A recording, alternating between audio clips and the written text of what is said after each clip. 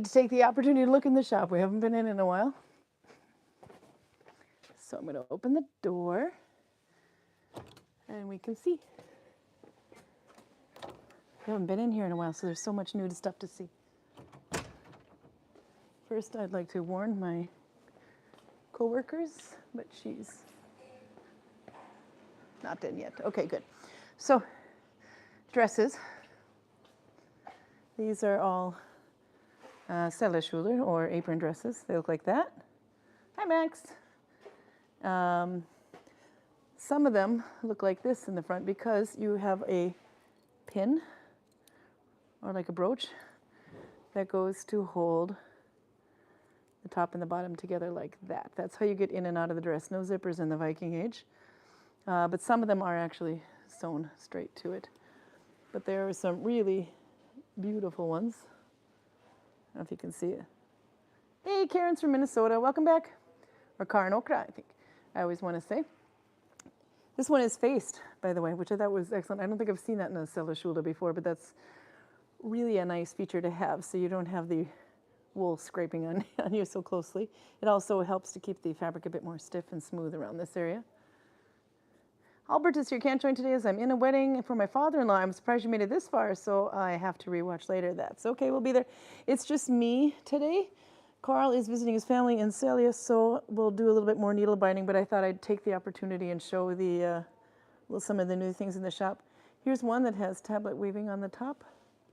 This one is a hand-sewn one as well, I believe. This one also has cording. This is a whipcord, by the way, which you can just sew on. It also helps decorate the seams, but it makes it pretty. And a little bit more sturdy as well. Then you have other ones a bit like that, which are also attached different ways. But these are also meant so that you can adjust it to the own length of you. And then there's one that's got pleats. It's not pleating, it's gathering, and it's done. I don't know if you can see it there. The way that they did it by taking one of the threads and pulling them tight. So this one is got a pretty hefty price tag on it, but you've got plant-dyed wool and plant-dyed tallit weaving and the pleats, so that would be one of the more expensive ones, which I think, yeah, there it goes. I think Alexander made this one. That one's 4,300 kroner. But these are all wool. It is possible to find some in linen, but they're everything from machine sewed to I decided to use YouTube in here, by the way, because I don't have Karl with me today. But are you in the area long, or are you locking up? Just until 7, okay, because I'll kick myself out this way, but I won't be able to lock behind me. Okay. Then we got hoods, lots and lots and lots of hoods. Different sizes, different types of wool. This is Shetland wool. This is vodmel, as they call it, with different weaves. They look so bright. But we had lots of hoods this year. These are real popular, especially for those going to Midgardsblot. It's the Viking raincoat, I like to say. And then in these ones, I think they're all about 1,000 kroner a piece. They're machine sewn, so they're a little bit on the cheaper side, but the wool is not cheap. There. And then, yeah, I think we had 2 different makers. Yeah, this one is also, it's also 1,000 each. And then we have the more expensive ones. These ones are hand sewn and hand embroidered. So if you're an elite Viking, you can see those come with different tags. So these ones we take commission. They're green tags. That means we're selling them for somebody who's made them, and most of the stuff in here is made at this point. So we sell it for them, and then we take a little commission. These ones are from Audra, who might be in the channel right now. You can see she's hand sewed hers as well. So these are the hand sewed ones. There's the black one. And then this is another hand sewn, hand embroidered. It's a wolf. A little bit more of a modern version wolf, but that one is, I think, the Ringerike dragon head. The little kitty ones, but this one's hard to see. These are for babies. So the babies can have one too. I thought that was cute that somebody made a baby size. See if I can fix this one here with the gimbal in my hand. So you can see, yeah, that's how that one is. Cute. And then apron dress. Okay, so we had the apron dresses. Now you need the underdress, which is the sarks, as we call them. I think they call them smoker as well. These are also different. Like this one is 1900, but it is hand sewn.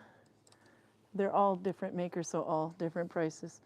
This one is is hand sewn, so it's 4,300. This one is machine sewn, sorry, and linen.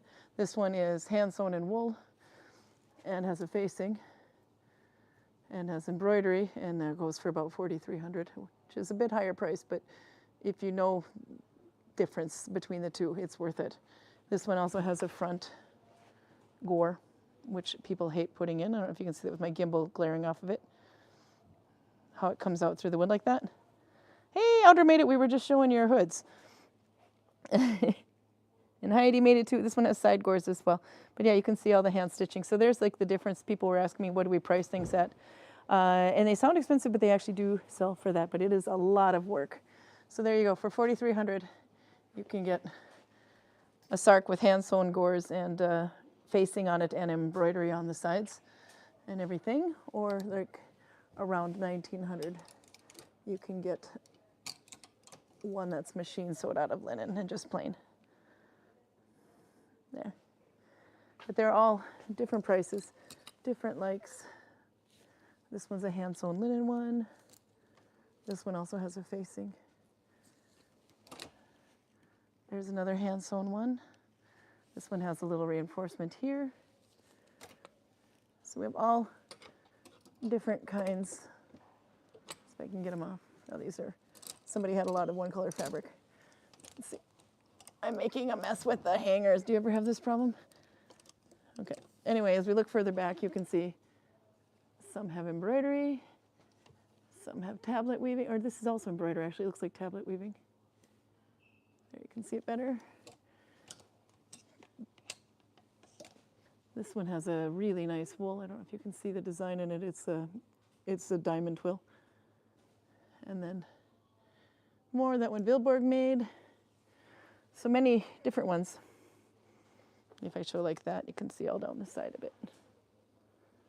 Then we have tunics in all sizes. This one Outer made, I believe. Did you make this one Outer? Yeah. Handmade. Nope, that one's Ingrid Smith. There's another one Ingrid Smith made. These are hand sewn. Then you have some that are machine sewn, which is a little bit different price range. These are kids' tunic sizes. That one I think is hanging backwards. And let's see if I'm not stuck here.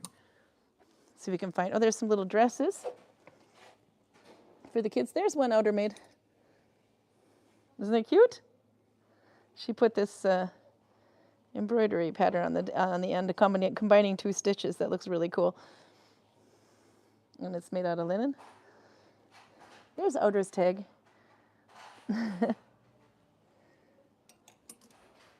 So it's nice to see. And there's even the tiny ones for little Vikings. That one too. Let's see if I can hang that a little bit better. Now you're in front, Audra. Way to go. Wool cloaks that are hand woven, and then linen. And this is just meters. Some people want to do their own sewing. Here's another one of Audra's hanging with one of these as a shawl and a messenger bag that Vilborg made. This one is another one of Audra's. There you can see a little better. It is for kids, says Raymond. You're right. And then, okay, Raymond. No bunnies were harmed in the making of these soles, but they are Angora. No, for little Vikingen min, yeah, something for the little Vikings. They've got a little of everything. Then you got something for the boys. Tunic and trousers. And trousers we've only gotten just a bit more in. Before it was a little hard to find them. But now we've got everything from Viking Rus size pants, or the posebukser, or the baggy pants. So this is where the leg wrappings go on the leg, and this is the just under the knee, this big baggy bit. And lots of, you can see there's gathering at the waist, so lots of space for stolen goods if you're a Vendel Viking. Isn't that how that goes? No, I don't know. I need Karl to yell at me for that. Torsberg trousers. The Angora is super soft. As a matter of fact, we used to have wool soles, but we stick with the Angora now. They're much, much more softer, and they're actually a little bit more insulating. There's all kinds. You can see some of them are hand sewn. So they're all different price ranges, but these ones, the prices are all over the place because it all depends on the person who made them. None of these you can buy. We can't exactly go to H&M suppliers and get them. There's some more puffy trousers. But we like to support our Vikings. Hats. So if you like I see this one's pointed the other way, but they've got embroidery on them, some with fur, some without. These are the triangle ones. A little bit questionable as if these are Viking or medieval, but they're very end Viking age probably. Different kind of fur. And then these ones are capelets. This one I thought was kind of an interesting thing because there was a lot of people in debate wondering if they wore fur as a collar. You can see what that would look like here. Whether or not they used collars in the Viking age. We don't really know. This is the kind of thing that doesn't age well underground. But we think they might have. But I did find something I made. This is based on a find from Jonas Lau Markussen, who makes these little guys. These little figures, 2 different versions of it. But tell me, what does that look like to you? It could be a fur, it could be feathers.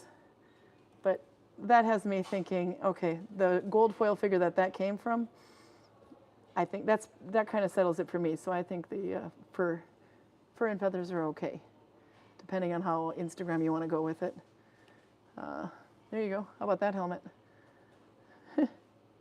Beautiful man, waiting for your live stream for long today. Oh, welcome, Osman. Yeah, you're up in a different time zone completely. He's ahead of us. He's in India. Osman? Osman is online, yeah. Wave tomorrow. Whoops, here, I'll turn so they can see you. Yay! Osman says hi. Have you seen the new leather boots he made? The leather shoes, they're really nice. They're testing well, too. I put them on a couple of people, and they're absolutely loving them. So hopefully next year we can get some Osman. Embroidery. 1 felted ship left. These are fantasy, of course. But it's made with sheep from the wool. Or the wool from the sheep. That sounded really good, the sheep from the wool. Then my sheep from the sheep. Because once upon a time, everybody, here's a little one running, everybody, when we first got the sheep in the village, everybody wanted a piece of the wool, and in our minds we're thinking there's not enough wool. It's a lot of wool, by the way, we know this now. But one way to make it better was to make these little sheep with spin the wool from the sheep and make these little ones, and they have all different personalities since then. So they've changed over time, but in the beginning, everybody who was here that year when we started, I think it was 2017, got little sheep on their clothing. And since then, we've had to frame them and put them in the shop. But they all develop their own little personalities. This one is my own design. This one is one of the finds that Jonas Lau Markussen created, and I used his template. These ones are paintings. And then, to show off Heidi's brother, we have rune carvings. Lots of them. Look how much fun he had with these, though. The little chainmail dots. Then he made a sword and a shield and an axe. So he whittles on these when he's got some time between a tour, which is really quite cool to see. He's painted this one with a little bit of silver. Then we have the bear. So I removed the link to the web shop because the web shop is archived for now for our store, but we'd have to find a way to do this the old-fashioned way. I'm sure we could. Yeah, your brother's really good at it. Sofina, she says, how nice. Here's some more. You've got Odin. And this one, I think, it's Scotty. Yeah. Scotty, and this one could be, yeah, Freak. And a little bird necklace back there. I made him sign these, by the way. See? RL for Runa Lisette. I told him we can't sell them if he doesn't sign them. Then Anna made some. This is the Kiss Me rune stick, which is actually We have to be careful there. We have to say Old Norse. It is actually just after the Viking Age. But it is a find from Bergen, and it's so cute with the saying that it's, yeah, my love, kiss me. So that one we make an exception for, even though it's later, because it's such a cool thing to have a rune stick. See, journals. Osman made these. This one with our logo. We had the newer ones that we got as a sample, and they disappeared so fast we have to put them on our shipping list next year, I hope. They had the nice old pages. Are those all sold, by the way? Yep. No, the samples went fast, so we have to get some more. Because we like these pages, but the other ones he had, there's like this old stained, and it has the tree of Yggdrasil on it, so the newer ones were better, but they sold fast. How much is kroner in United States dollar? Do you know? How much is it? It's about 10 kroner per dollar, yeah. So I guess if you remove a zero. So if it's 100 kroner, it's probably $10. But Norway's expensive, and then we have shipping in addition, but yeah. No, so the new books, I think we have to get those next year. I have to make my boss understand that we didn't, because they flew. They're gone. Lanterns, we don't have too many of those though yet, but Ozma might be able to make us some. That style, I should take a look. Are the books of that style authentic? No, we don't have any books in the Viking Age, but it's a little harder to carry around a rune stone and carve it. So in the store, we get away with things that are Viking inspired. So this one would be a little inspired by the Viking we had. You can see this one says Viking Valley in runes, and underneath Gudvangen, and that's our logo. So we can get away with the land, like, because these sheep, for example, are not. I mean, the sheep is from the Viking Age, but this is modern fur and things. There you go, Pruda found it. 10 Norwegian kroner is 0.97 US dollars. Then we have these ones. These cups, which are really cool. Those are made the old way in Denmark. You can read a thing. They're recreated. You can see that they're burning them in a fire. They're earthenware, so these ones cannot go in the dishwasher. And you don't want to go from hot to cold too quick. But we want it. They're expensive as hell too. Actually, $5.29. That's probably last year's price, to be honest. But you can see they're all a little different. But these ones are based on a find. And then we got Osman to make us some that are microwavable friendly.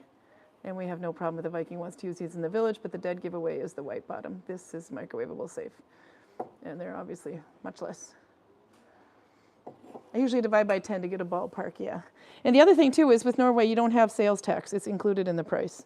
So if it says, like these little knives, if it says $249, it's $249. There is no adding extra for tax.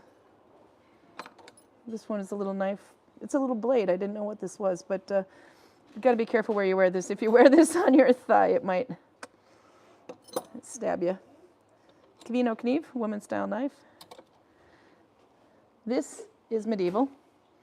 We got some on accident once. We ordered some for the restaurant nearby us, and it was supposed to come with stainless steel, but they came out this way instead. But they said just keep them. So we split them up and sold them individually, and they actually sell like mad. But this is more of a medieval thing. The closest we have to the Viking fork is this. If somebody wanted to use a fork like that in the village, though, I'm not going to kill them. The knife kind of reminds me of Kyudashi Japanese wood carve. Yeah. So this one, it's called Kvinno kniv, which is a Swedish one for woman's knife. But because originally they found them on a woman's grave, but then they've since found them on just as many male graves as well. So the name stuck, but it's a unisex thing. The carving knife, these ones, yeah.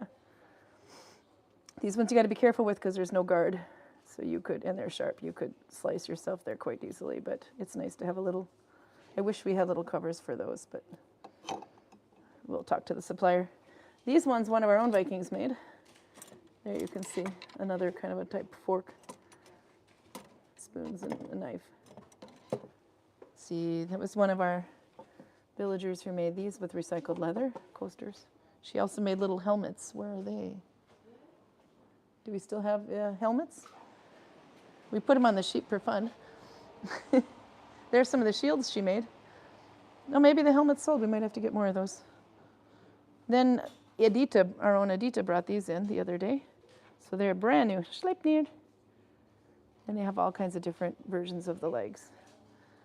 But they're cute. But yes, they are advertised as interior design because you have to be very careful with regulations on kids' toys. So if it's a interior design and you give it to your kid, that's on you. Crap, my wallet's going to be hit hard. Yeah, no, Robert's coming here soon. Oh, geez. Christmas ornaments. Oh, my God, you're right. She's going to have to make more. She just brought them in yesterday, though. I don't even know if they're going to be here when you get here, though. Shoes. These are the expensive ones. We don't have too many of these, though. But they are turn shoes. The reason we don't have too many of these is they're hard to get a hold of them and they're hand sewn. But I like the shoes that Osman made, so hopefully we can have those. They're machine sewed, but they're good and can handle the ground. New beer from Egget. We got Karl to try one of them. Are you running out of beer? Maybe do we need to order? I just sold like 6 to one guy today too. Holy crap. I just ordered 8 boxes, but yeah, today I was on the register for one guy, 6 beers. And I'm like, oh, we're gonna have to get more beer. I was gonna tell you. Yeah, okay. That they're going that fast then. I don't know if it's because the cans are so cute. The cans are awesome. They're all Viking themed. Yeah, I was gonna say that that cupboard was full a week ago. These are tomorrow's that she made, the one that's behind me. She carved these out. Is it on vinyl? Or what are you carving them on? Linoleum. She carves them out on linoleum and then makes these prints. But she has to sit there and carve them, and I think she's got better eyes than I do. I like these ones with the ship. These turned out really cool with the dancing guy on top. And your bookmarkers fly like mad. These little ones, they're only $150. But yeah, some of them she's printed twice. This one is, no, that's Tammy as well. Yep, then we got Tammy's husband, takes wonderful pictures. So we have them. There's Anton. We've been talking about Anton. I was calling him a muskox, but he's not. He's a Shetland, what'd you call him, Robert, a Shetland cow? Not a cow, maybe a cow. Anyway, that's Anton. Anton is like just right up the valley here. He just lives along if you go along the fjord a little bit, then you'll see him. Then we have Taya's prints, but hers are block printed. So it's a little different technique. Horns. Horn holders. There's a painting that Elisa did. It's a free design. Highland cow, thank you very much. It's a Highland cow. Oh, there's some more of those sheep. That one I made. This one I started using pieces that were, if I didn't have a whole piece, I started taking the fabric and splicing them together and then doing it. Kind of like a cool effect. Yeah, it does. Look a bit like Kokopelli, that one here. That one dancing up in the middle there, he looks kind of like Kokopelli. There's a bunch of different versions of Kokopelli. He's my favorite. Absolutely nothing to do with Viking, but I love him. He's a mischief maker and can maybe compare a little bit to Loki. Maybe not. He's also a fertility god in the Native American fertility god, Hopi Indian. Those ones are carved out of leather, hand-tooled. That one's Colin that makes those. Outer, at least you can work there to get even. I like that. That was in reply to... Oh, another reason why I can never come back to the village and be broke, yeah. Oh, they got honey, for example. These are from the bees right across the river. There's a really good deal on Bernard Cornwall series if you like The Last Kingdom. They are all actually on sale because we don't have enough shelf space for all of them. There's like 13 or 14 books in that series. So the only one that isn't on sale is the first book in Norwegian and in English, but all the rest of them we just don't have space for anymore. With the fantasy books. Jomsviking is another one we don't have space for as well either. So we're sticking with the factual books instead. Then we have baskets that are made by Tova. And she uses, basically every time she cleans in her garden, she makes new baskets and uses driftwood handles and things. Then we have pictures by Elisa, who works in the shop. She's got postcards too. Let's see. New picture of Georg squinting happily. This is Georg now. This is Georg then.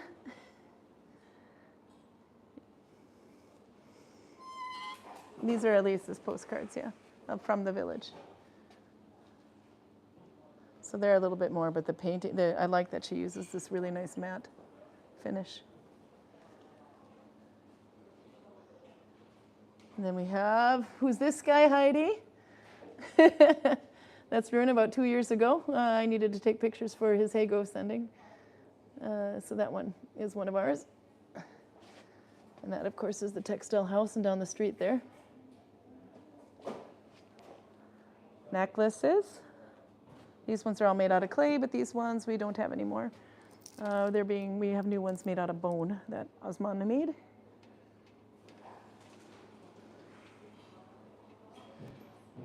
Wow, we got to refill this too. They're selling fast. These ones are made out of antler, but they also have a little bit of a scent to them. He puts like this tar finish on them.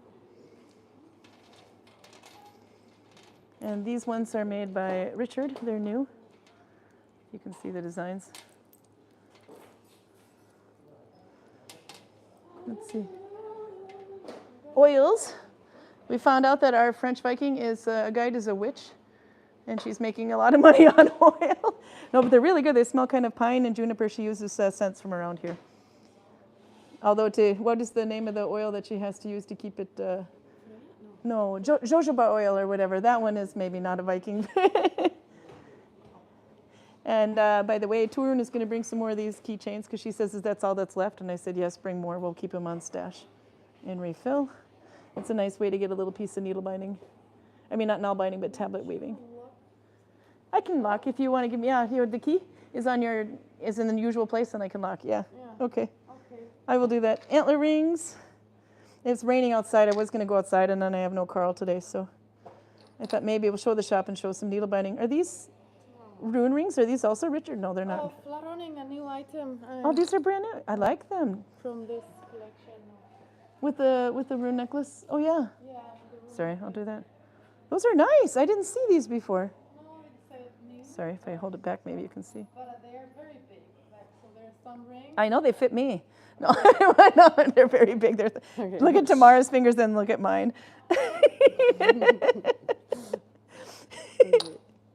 I suspect I might have eaten too much.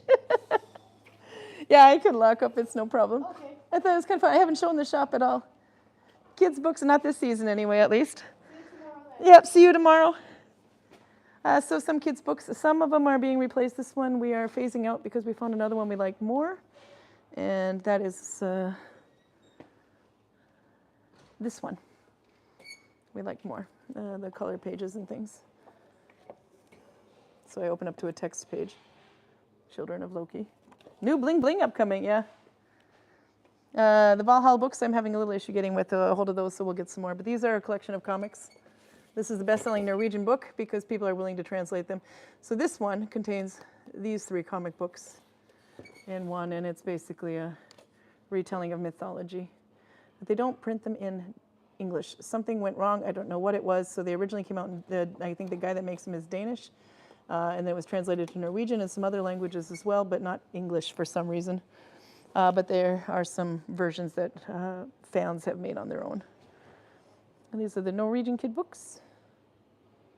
Puzzles with facts, and the coloring book is sold out. Let's see. Needle binding. Okay, Maria Lind Hale, if you recognize these. These are Maria Hale, and these are Ann Decker. These are different patterns. They get like restacked every time we have to keep adjusting these because customers like to move them. Socks, hats, mittens, wrist warmer, neck warmers, shawls. She has PDFs for these. You can just go and download them. She's got some more like this. She's got like Christmas food and stuff, but we stuck with a couple of basic ones. And then she's even got, this one is the German one in the wrong section. How to Nalbind Oslo, New York. Mammenbrod and Longerid, and Telemark and Vendel. And then we have Ann Decker. She also has left-handed books, but we don't have those in the shop at the moment. This is Maria Lind Hale, by the way. And then Nalbinding Made Easy by Ann Decker and the Oslo Mitten. This one is a more advanced book, but nice to have. So we have those. Then we have, on the left, we have the French and German version of Nalbinding, and on the right, no, that's completely, somebody put it in the wrong spot. There. Now it makes sense. On the right, we have English and Swedish. And the way she does, this is just kind of a nice basic one. But they put it side by side. For example, English, Swedish, under the same picture. She has a goofy start. Nothing about Nalbinding huge ponchos? No, unfortunately, that might be a little bit of a stretch for the Viking age. We can take some liberties in the shop, but not that much. Now, you have that, Books and Max. And this one is by our very own Randi Stoltz. It's in Norwegian. Randi Stoltz also makes beautiful tablet weaving. She's extremely skilled at that. Those ones are, yeah, those are in Norwegian. Then we have With One Needle. This is one of my favorite books. This one is in English. We do not have the Norwegian version because Norwegian books don't sell well in here. But yeah, that one's my favorite. It's a bit all-inclusive and has everything, multiple styles, multiple starts, how you can design your own, etc. Different splice methods. Braiding, gotta have braids. This is Annette Collins. She's one of our Vikings as well. This is her newest one, Old Norse braids. She started with this one and then came out with number 2. I like number 1 the best still because number 2 starts getting into face paint and a bit more Instagram-like. And then Badass Braids is a completely different author, but is a good seller as well. Medieval cookbook we had to have for the longest time because we couldn't find food books, especially cooking in the Viking age because, you know, you didn't find recipes. They didn't write them down. But then we found Daniel Sayre's book, and this one is expensive as hell because we have to import it. So yeah, 709 kroner is the correct price, but it is really good. So he basically, they take items and things that they found. Here's steamed mussels with fennel and leek. But also he'll write where he found the ingredients that they had and what he thinks they may have made with them, but he also writes down how he comes to his conclusion and prepares them in ways that would have been possible in the Viking age. And he has a huge cooking techniques and implementation section, conversion tables, and Sweet Gale Buckmore. He's got like a whole thing about the finds as to where he comes along. Herring, there you go, welcome to Norway.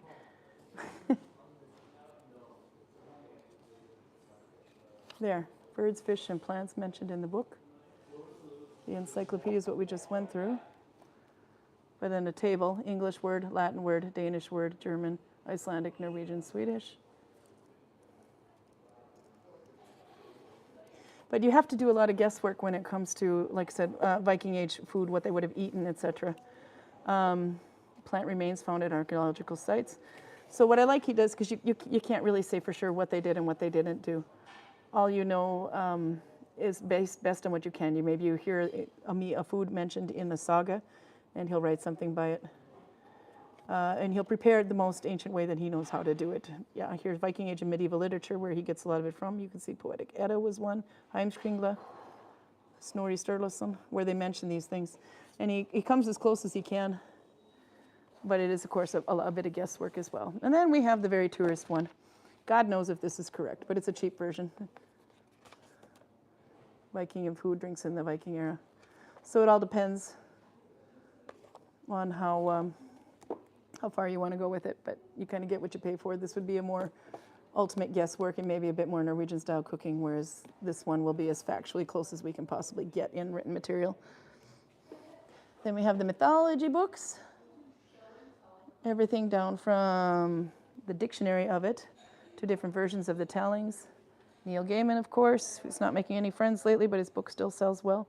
And then you have the geeky version. This is Greg's favorite, Kevin Crossley Holland. But it's a bit more like really getting into it, whereas this one is a bit more user-friendly.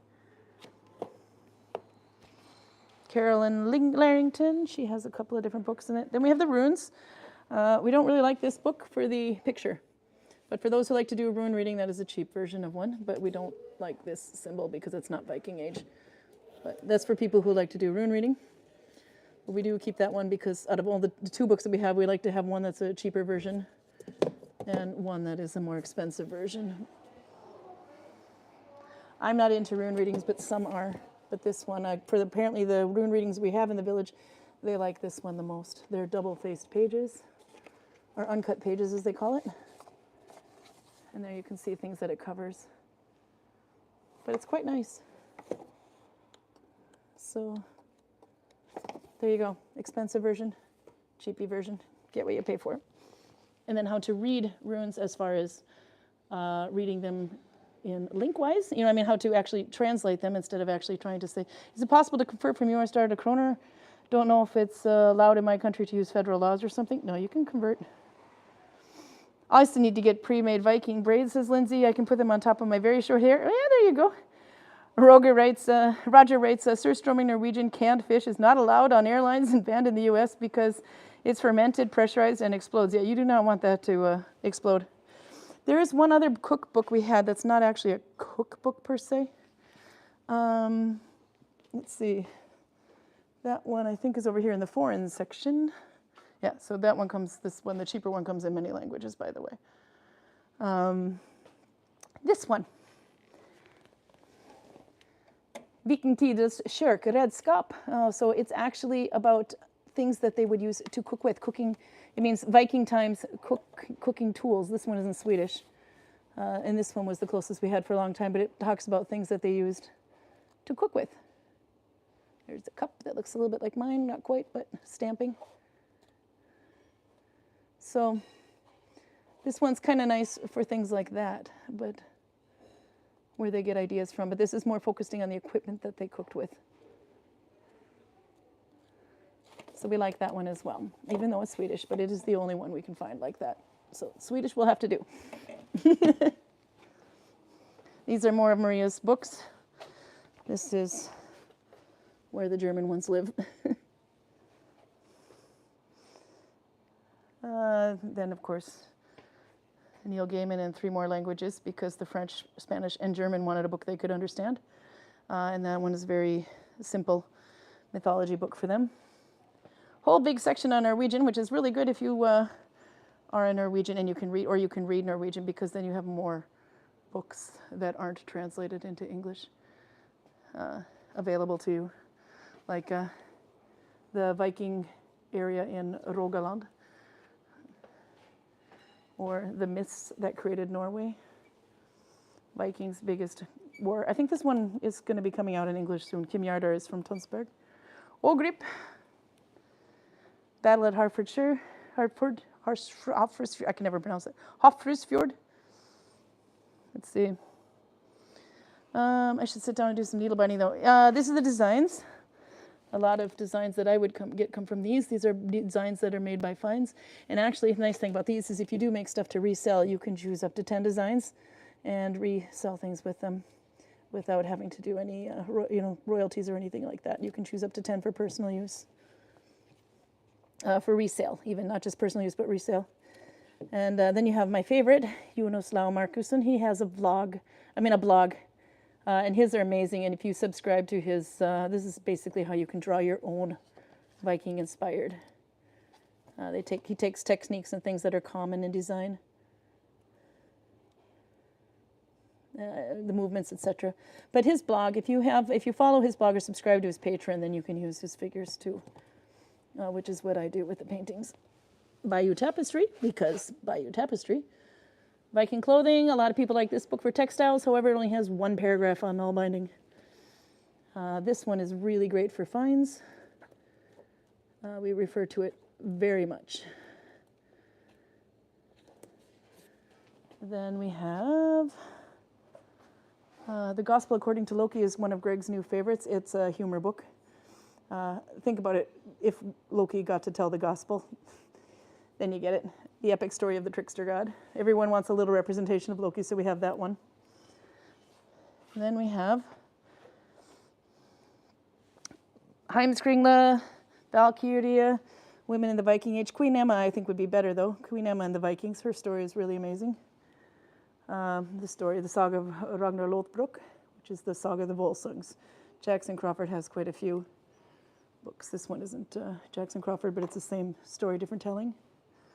Viking ships, Viking settlements, Viking Age Iceland.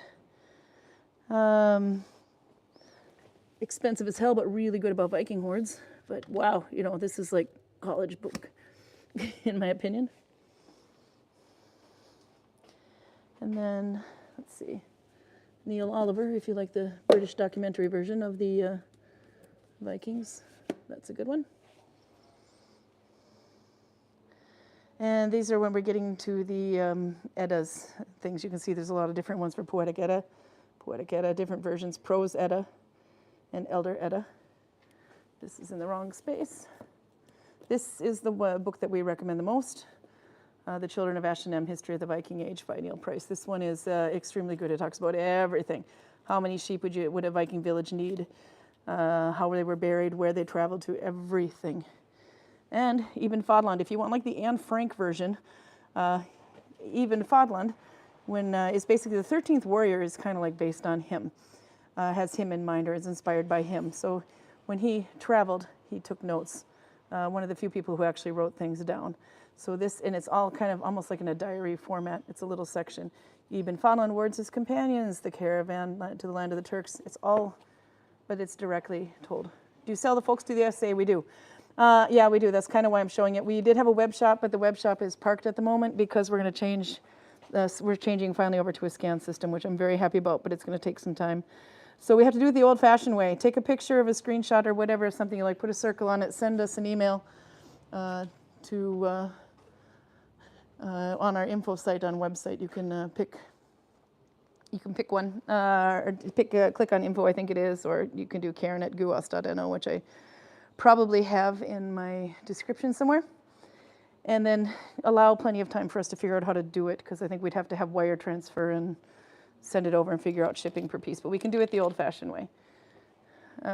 So anyway, if there's something you like, I can do that. Just give us plenty of time to do it, because we have to do it the old way. Oh, yarn. So bottom left is machine spun, local sheep, natural colors. These are much thinner. Here you'd want to use something like Finnish 2+2, Russian 2+2, etc. It's a little on the thin side otherwise, but they make wonderful, and they felt really well, but it's in the natural color of the sheep and from a local farm. There you see Ottnesgård in Aurland, but it's Hillesvåg fabric, that the factory that is spinning him. Then you have Hillesvåg yarn itself. This is better for needle binding. This is the troll.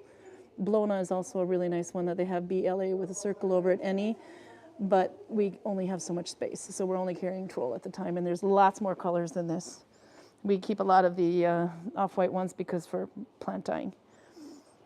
These are ones I spun from the sheep. They're little small ones. These are the ones I basically do this is not mine, that's somebody else's. These ones I make my embroideries with, and sometimes I spin it a little too well, so then I put them in here. Because my 1 day in the village, 9 on the shop, yeah. So when I embroider my sheep anyway, it's better if the wool is a little imperfectly spun. I get a better result on those. That's these. I get a better result when it's unperfectly spun. So if it looks too good, then I put it in that bin. There's the embroidery. The Minnesota Viking inspired Ernest dragon, style dragon. And this one is Ringnerike. We have a lot of these. We have a million colors of this, and we're probably missing a few colors here, but we just fill them more. This is actually, we have to buy a large amount of it and then make them down into small amounts, because when people want to embroider, it's perfect for embroidery, but you don't need a whole bunch of it. So we break them up into smaller amounts and sell them that way. These ones are hand spun and hand dyed from Lila. There's not too much of it left. She'll send more. She also did these. These are machine spun from her own sheep, but plant dyed. And yeah, they're expensive, but they're worth it. But this is again Finnish 2+2 at least, maybe Russian 2+2. Different ones. And then we have Kristen's yarn. This is troll that has been plant dyed with madder. This one is not troll, it's a different one. It's a little bit thinner, but it's been also plant dyed with cochineal, I think. A weaker bath of it, so it goes pink. This is troll, linen thread. Need some more colors in there. When Karin said, "Oh, well, my kinky skimped a bit," I like that. Needle binding needles. Okay, this is bone flutes. But it's actually played like a modern flute. You have to blow in the side of it as you hold it like this, and instead of this, you hold it that way. Needle binding needles. These are Runa's needles and Audra's needles. I have to refill the bin a bit, I see. There's a bunch more. I think we have 2 bowls of these, so they're all going to be individual. And they are working together price-wise, so they don't compete. So they're $2.50 each. Needle binding needles are not that easy to find, handmade ones in Norway. they'll have something like this, which you can find. These are the machine cut ones from bone. They also have them in wood right now, but we're waiting to put those out because we prefer the handmade ones. This is a screw up. We were out of needles. I got desperate. I thought I'd try these and I ordered them. They're flippin' huge. So these are weaving needles, but you could needle bind with it, but you are going to want to use a really fat yarn and a really loose stitch. But this is not the right place. They're not $3.49. What the hell? That's from something else. They're $1.29 or $79. Are these $79? Yeah, this is in the wrong place. That goes in this bowl. Customers. Okay, yeah, these are only $79 because we're trying to get rid of them. It's a mistake. When they're gone, they're gone. But $3.49, that's something completely different. Bone Lucet, made by Colin. These are the bronze needles that we had for a little while last year, ran out and got more. I think they're better for decoration because you have this texture on them, so it will kind of work on your yarn a bit, but it is obviously possible to needle bind with them. This one I ordered, I came by mistake. I got the wrong item. I meant to order these, and these came. And then so we put them in a bowl to get rid of them, and it turns out people really want these too, but I would not needle bind these, so we write tapestry needles for tapestry weaving. But Decker pointed out that you could also use it as no, I suddenly lost the word to fasten a coat or something. But anyway, that's got a really small needle, but the bone is kind of on the sharp side. So these are bone needle holders, or so sewing needles. I don't know if you can see the design in there. We did find out if you want, you could take the fabric out and use it like a toothpick holder. But the fabric is meant to hold sewing needles, and there are pins and different design. Those are also bone and carved. It's from Colin in US. Sewing wax. Little Viking. My pin cushions, I have to make more of these. These are out of leftover pieces of fabric and just for fun. But we have absolutely no find of these in the Viking Age, just so you know. Heddles, tablets. We got these ones from Osman. He made these for us after specifications, although this one I liked, but we found out when trying to use them, because we wanted to try these, this one would have to be a little bit bigger because you can't, it's hard to get your finger through between the two dots where you have to pick up. Whereas here you would have more space for your finger to pass between the two dots.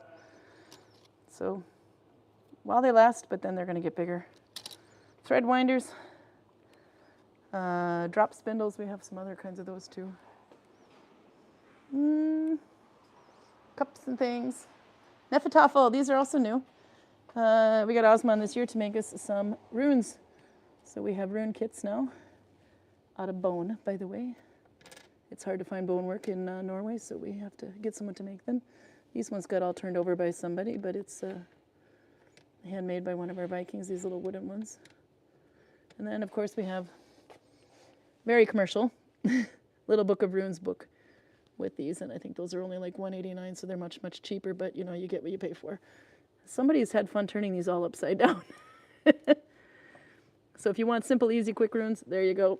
You want handmade runes, there you go. These are also handmade, by the way, but birch, bone. Then we have Nefertafel. This one also Osman designed for us. We wanted to have a Nefertafel version that was easy to carry with you, so you can literally just cinch it up and take it with. These are made with bone. Layers of bone put together and then carved. You got the king, and these are made with horn. So it's nice to see all the little pieces can get used too. And then you can wind it up with you and take it with. We did have the box sets, but they're gone. We have to get more. Bone dice, or horn dice cups.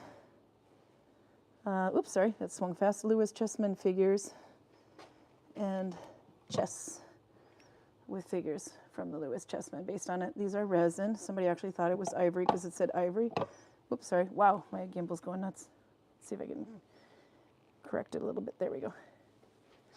If you're Magic the Gathering type people, there's a game card, a card game. This is also made by one of our locals. You can see there's the different gods and things in there and rules how to play it.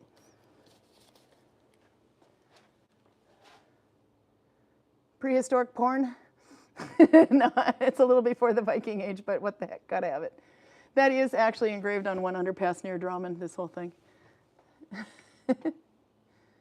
So we should play with some yarn and needle binding a little bit. I think I will maybe go into my office for this. There's a lot more clothing, lots more tablet weaving for those who like that. Oh, and t-shirts. These are made by our own Vikings. This is Ratatosk. Dragon, not for kids. Yeah, now we'll go back to the books for kids. This is a new one. This is my favorite. This is one of my fun ones. This is from Chesh. There's Chesh and Janneke Weiss, two people that are tattoo artists as well. They do hand poking, etc., but they also do t-shirt design. So when you see this new t-shirt of from Chesh, okay, what design do you see? Because there's what it is and what it could be.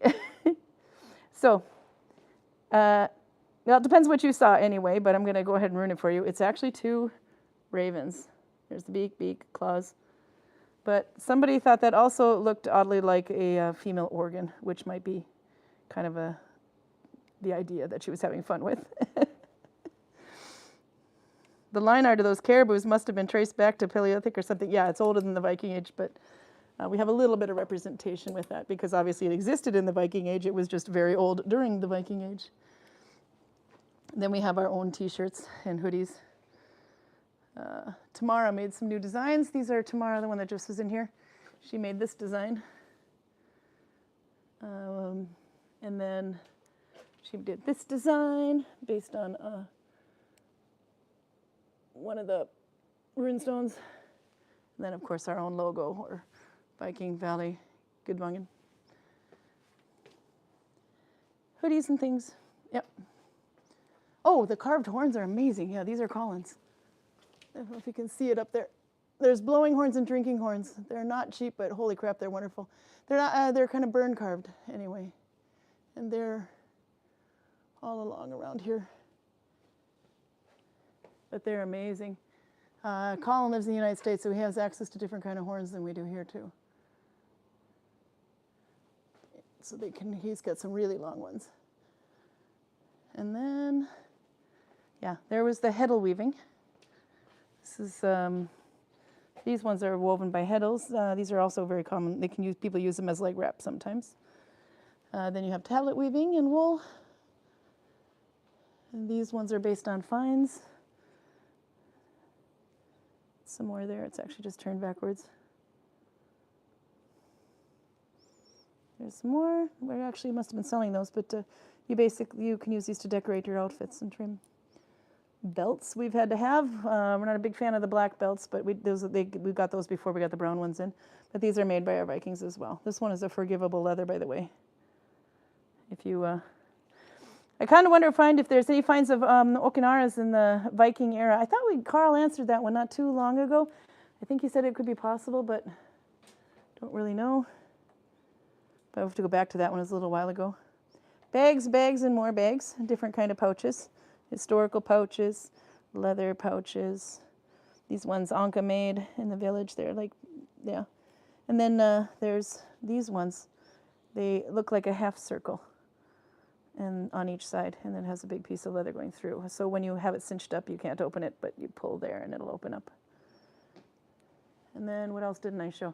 Nalbinding, for cripe's sake, I should have showed the Nalbinding. Hats, there you can recognize one in the middle, that's the York. This one, and there's all different kinds of wool, different prices. There's two price ranges as we put on hats. People ask what we charge. So like this one, cheaper wool, easy stitch, it's also $5.99, which translates to almost $60, I guess. And then you have, I think this one is more expensive, yeah. This one is York F2. It has a spiraling on it and a bit more work involved in it, and that one is $7.99, so almost $80. So it depends a little bit on what they made. Whether, the yarn they used, was it easier to get for the price range. This one is $7.50, but I think that one is hand spun. I think most of these are all the happy hats, by the way, up here with the little knobs on top for happy Vikings. This one's in the wrong spot because it's not a happy Viking hat. I see things get moved around a lot. This is a cowl. Cowls, people ask how much they go for. This is $1,200. This is the one I made a while ago with a repurposed wool, recycled. Well, it's repurposed. It was something else, and I ripped it apart and used the wool again. But sometimes they're less, depending. That goes down here with this other cowl too. She has her cowl based at $9.50, but it's a smaller size and less work to get that yarn. Socks. Kristen made these, both of them actually. They're the only 2 pair left in the store because nobody likes making socks. Hats that aren't happy. I see they got all mixed up. This is a happy hat. It goes up there. Baby hat. This one I love. This one is hand-spun plant dyed. So you can see that one has a higher price tag on it too. Whereas this one is $5.99 because it's more affordable yarn, easier stitch kind of thing. Then we have headbands. People like headbands. I'm not real sure if that's very Viking, but we allow it. And headbands, this one is plant dyed. It's selling for $4.50. The price is per sock. No, these are for the pair of socks. This price is $7.50. Yeah, that's actually a good price. When I put socks in here, I put them for $1,000, but they were much taller. I didn't want to do that again. But she's got, that's made with Blona yarn, I think, which is a bit more expensive wool too. Then there's, this one is made, I think, with Blona as well. Yeah, they're $4.50 for the headbands. This one is a bit more of stitching and work, but this one is plant dyed wool. Then we have the baby socks that someone made, and these are made out of hand spun wool. They also make great if you want to split them apart and make Christmas decorations. Add a bow and a bell and it's a Christmas decoration. They're $4.50, but that's because Mom and Stitch hand spun yarn. If we had a smaller pair that wasn't, or another pair that wasn't an easier stitch, it might be $3.50. Then we have wrist warmers. These ones I made a while ago. They're loose. I'm not very good at, I don't have the patience to do loose. I get nervous. But it's mohair. They go for $4.50. These ones have a thumb hole. There's a $5.50 version, and that would be something like this. These are the ones that would be $5.50 because they have an extra thumb hole on there, which is reinforcement. And a bit more work. She also, the stitch that she used. This I thought was a cute idea. The wrist warmers. The wrist warmers, these ones are $4.50 because it's more of expensive wool and stitch, but also she put these little historic bells on them. I think we got these ones also from Osman, who made these bells for us. These ones are all mixed up, of course. These are supposed to be the ones with thumb holes. So here you have simple thumb holes. So this price tag. Oh, this is $4.50. It must be the stitch. I was going to say they might. Oh yeah, with the thumb holes they're $4.50. If it's an extra full thumb hole, then we make them $5.50. But we take a commission, so the seller doesn't get all of that, but they get a good amount of it. And then we have the ones that don't have thumb holes. Just the wristlets or pulse warmers, if you want to call it. Pulsvanter in Norwegian. This one has a lot of leftover, which is nice. But yeah, there you see the price is only $3.50 then, because they're smaller. But yeah. So we've had lots of those Nalbinding, and Kristen has sent a bunch of hats here, so that'll be fun. One person added wool to their hat, which is a really good idea. There were 3 of them, and there's only 1 left, and it's been, what, 2 weeks? I think we might have priced these higher up because of the wool, so yeah, they went for $1,000, which is about $100, but that's because of the wool that is sewn on. I don't know if you can see how she did it. But then we have the lens caps from a find. That painting I did up there, it's priced so damn high because I don't want to get rid of it. I like it in the store. But it's on a huge block of wood, which is one of the leftovers from our projects. Iron. Weapons. That's new this year. We've been asking for years to get weapons in here, axes and things that are handmade. And not only did we get some this year, but we're drowning in them, which is really nice. They're producing them quite quickly. So it was a bit like the tablet weaving. We were asking forever for tablet woven people to do tablet weaving, and we finally got somewhere drowning in them. But it's nice to have them now. So axes. Oh, this is a new one. I didn't see this one before. The red dot means that it's made here, but it's on company time. So Guas owns them, but it's made during work hours. But the green ones, this one, is made either by one of our Vikings on our off-site, but it's completely commissioned. They've done it on their own time. So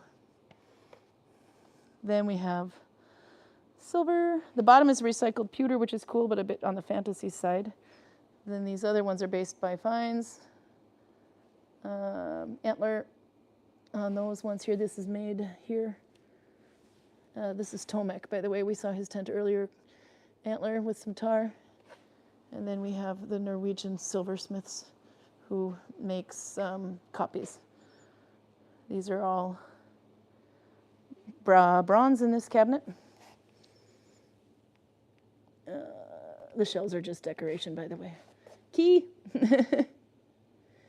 Then we have more bronze, a little bit more antler. Oh, the leather pouches. Yeah, we had those there too. Beads. These ones are made by Audra's brother.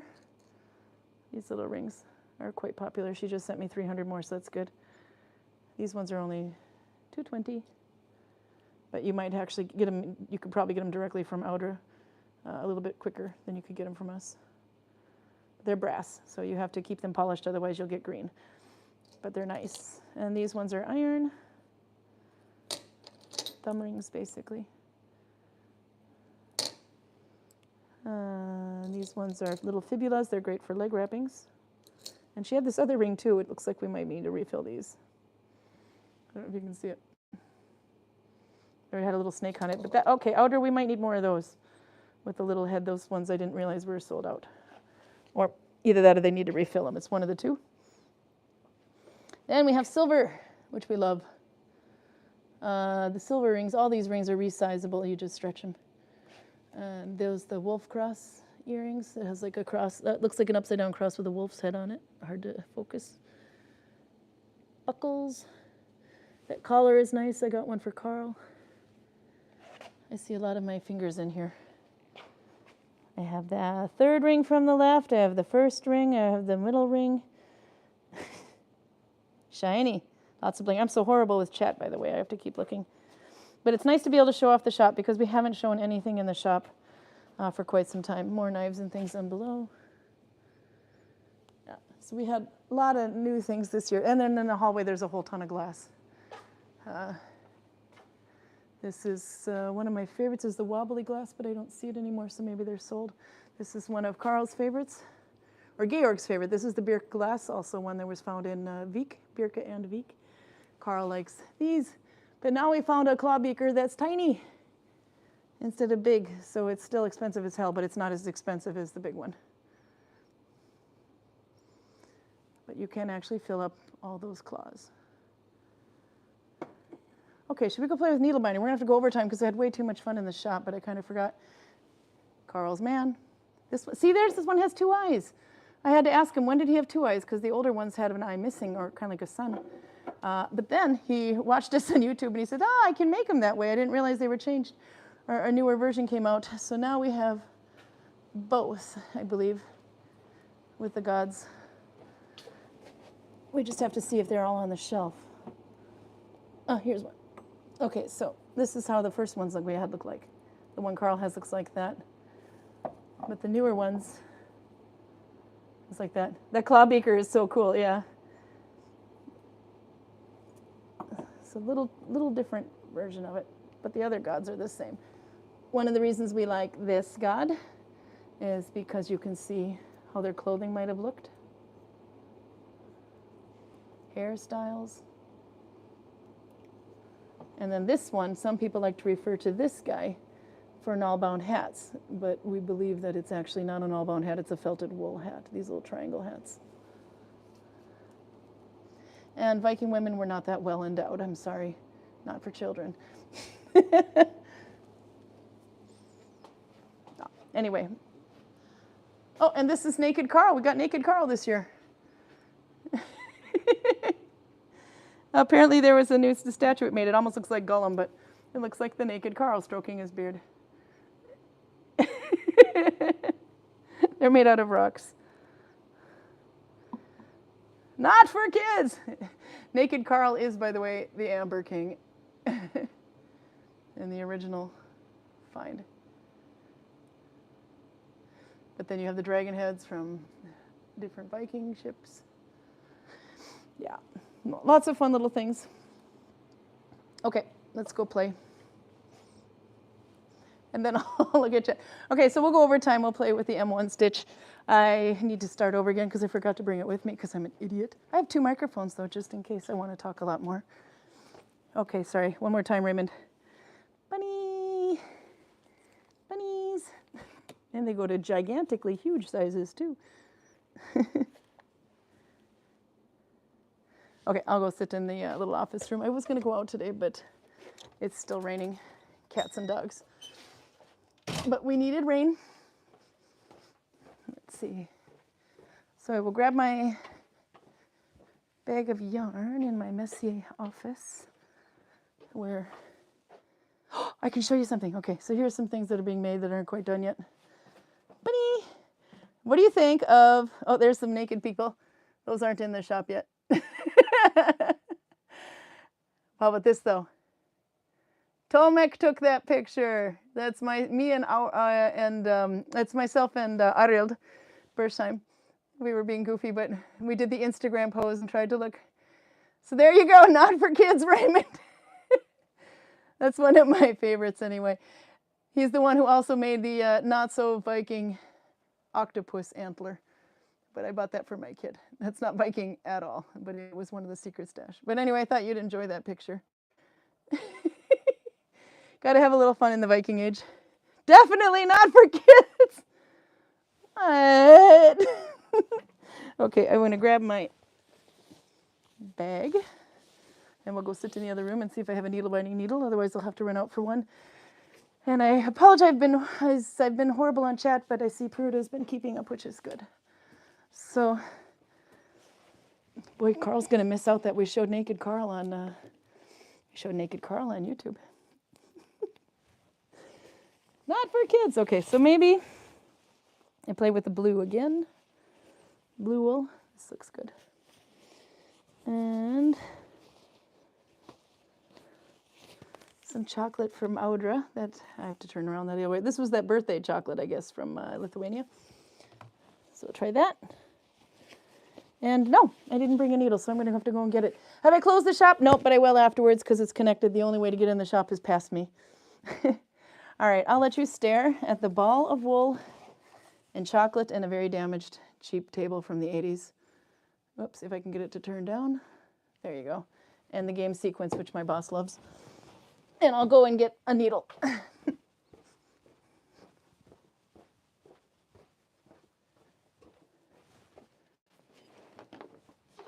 Oh, I have needle binding with me.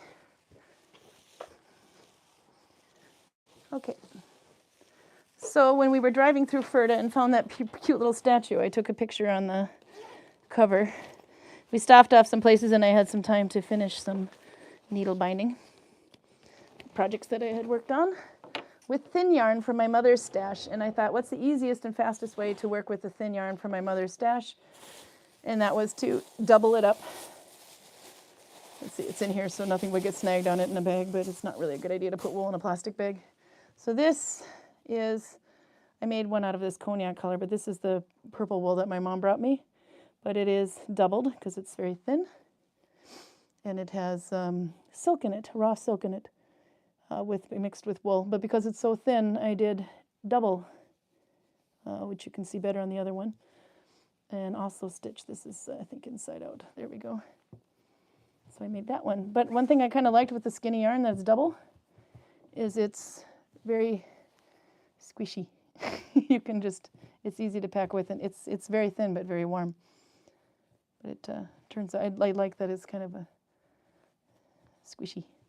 And then I have this other one that my mom has, this beautiful yarn too. I forget what the hell is in it, but it's got a nice shine to it and soft. I would almost dare to say there might be a little bunny in here, Raymond, but I don't know. I'm thinking I need to record a copy of one of my needle classes. Yeah? Of which book? The Vintage Blue Wool on eBay. Oh, wonderful. Every color past us woad colors. I like that too. Oh, so this one I also tried. Same thing. It's very thin. She had like 2 of this color, 2 of white, and 2 of burgundy, I think. So, but it's a lot of wool. I got to use it. Can't wear everything myself. So this one is also double. You can see there. Might be alpaca. Yeah, I think you're right, actually. I think it is. This one, it looks a little looser with the, I don't know, maybe it's just because of the type of wool. Because you have this one, and you have, oh, it is a hair thinner. Yeah, look at that. Yeah, so I thought maybe it was just because the texture of the one was a bit fuzzier, but no, that might be it. But I did find out, as much as I hate lacy looking hats, some people actually love lacy looking hats, so this one will get finished. But I wasn't paying attention when I made it, so it's a bit more cone-shaped because my flat start didn't go very flat, although it might change when I block it. But so it had a bit more of a slower decrease at the top, or a slower increase at the top. But so this one, when I do double thread, this one ends off at the, you can see it's like a rounded start here. It doesn't look like it, but that's just the fur piling up from the needle. It looks like, because it's a loop, I had the two ends. I basically took a big chunk of the wool and put the ends together and spliced the ends onto the previous one, and then I get to this loop. And then when I have the next batch, I would run it through there, double the wool that way, and then I'd end up with two ends. So it kind of goes, every other one has a loop on the end like that. But then the next yarn will actually end with two ends because I'll take the ends and do it that way. And then I don't have to tie a knot. I don't have to splice as much. That's how I work with that. But I think it'll be nice. And it looks like there's quite a bit that came out of it. This is just one skein. So there'll be enough to make some little wristlets with it, but I have a lot more of that wool. Okay, M1 connection. We got to play with the M1 connection. So now that we're like over an hour in, it's about time. And of course, I played with everything else but a sample. Tonight, only in Lofthus, paint and beers. I bought 4 Egger IPA for the evening. Good job, Torben. And then Karl's not here today. He's visiting family in Selje. By the way, Torben, you should give him a call. So since he's visiting in Selje, it's just me, but I'll come back out there. Well, Karl's going to probably be out there next week as well, but then I'll come out after that. Karl deserves a little anti-Karin time to visit with his family. No, I got to work. He has more days available. Okay, so this is my skinny bone needle. We got a message in, by the way, Espen Hatleskog, pilot Viking on YouTube, and I think Instagram as well. Big dog, that kind of thing. He has had a video where I braid his hair, and somebody actually wrote in and said, hey, I saw this video that was filmed in there in your village of someone braiding this guy's hair. Where can I find this hairpin? And I kind of had to laugh because the hairpin is not a hairpin, it's my bone needle. So they could just use any needle binding needle to do the hair with. So there you go. If you don't want to use needle binding, you can use it for a hair stick. So round start, maybe. So I can do it around. Yeah. Yeah, no, I thought that was kind of funny, but it was nice they liked the video. Okay, so I'm going to do Oslo. So I need 2 loops.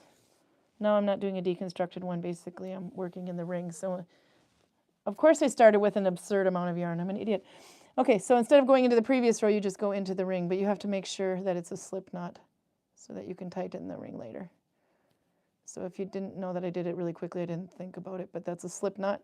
And then you go into the ring and make your stitch. So I have 1 loop, I need 1 more, so into the ring and then under everything. This end you have to just hold it out of the way. Okay. It can be tricky to hold on to at first, but it gets easier. Okay. So now I have to make a bunch of these.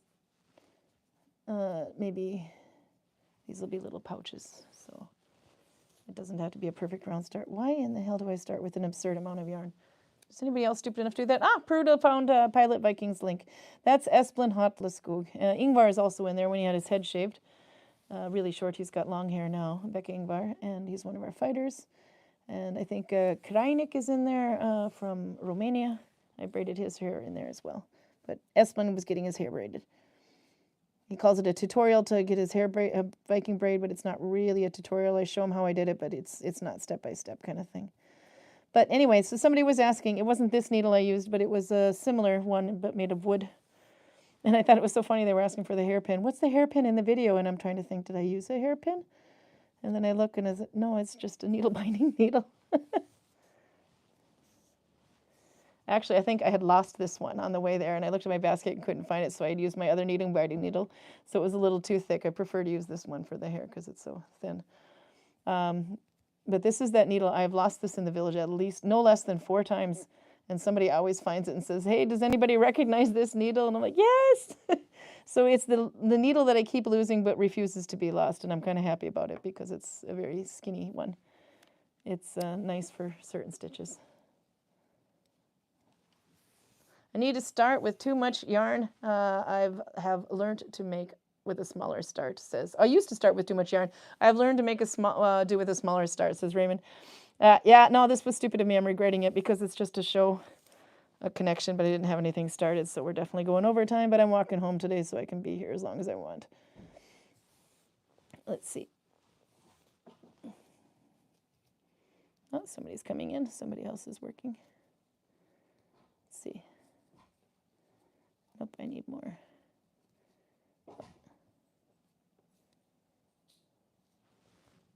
Hi, Eric. I'm on YouTube, just so you know. It's okay. Needle binding. It was too wet outside today, so we're needle binding indoors. Eric is one of our fighters. He is also... Is it Frostvinger is your Instagram account? Yeah. Anyway, I think it's Viking Frostvinger or just Frostvinger is Eirik. Eirik Nordbotten.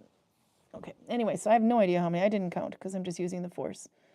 This is supposed to be Oslo, and then you cinch it. And so it makes a rosette. But this will be a pouch. It doesn't have to be perfect. Okay. M1.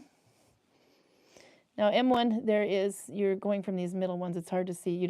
Usually you would go here, but on M1 you're going in the middle ones. This will be a little bit more, here. Oslo. So you would be connecting not from here, where you normally do, you would be connecting from here. But I discovered last week after going most of the time showing M1 that there's two ways to do M1. There's M1 from the bottom up and there's M1 from the top down.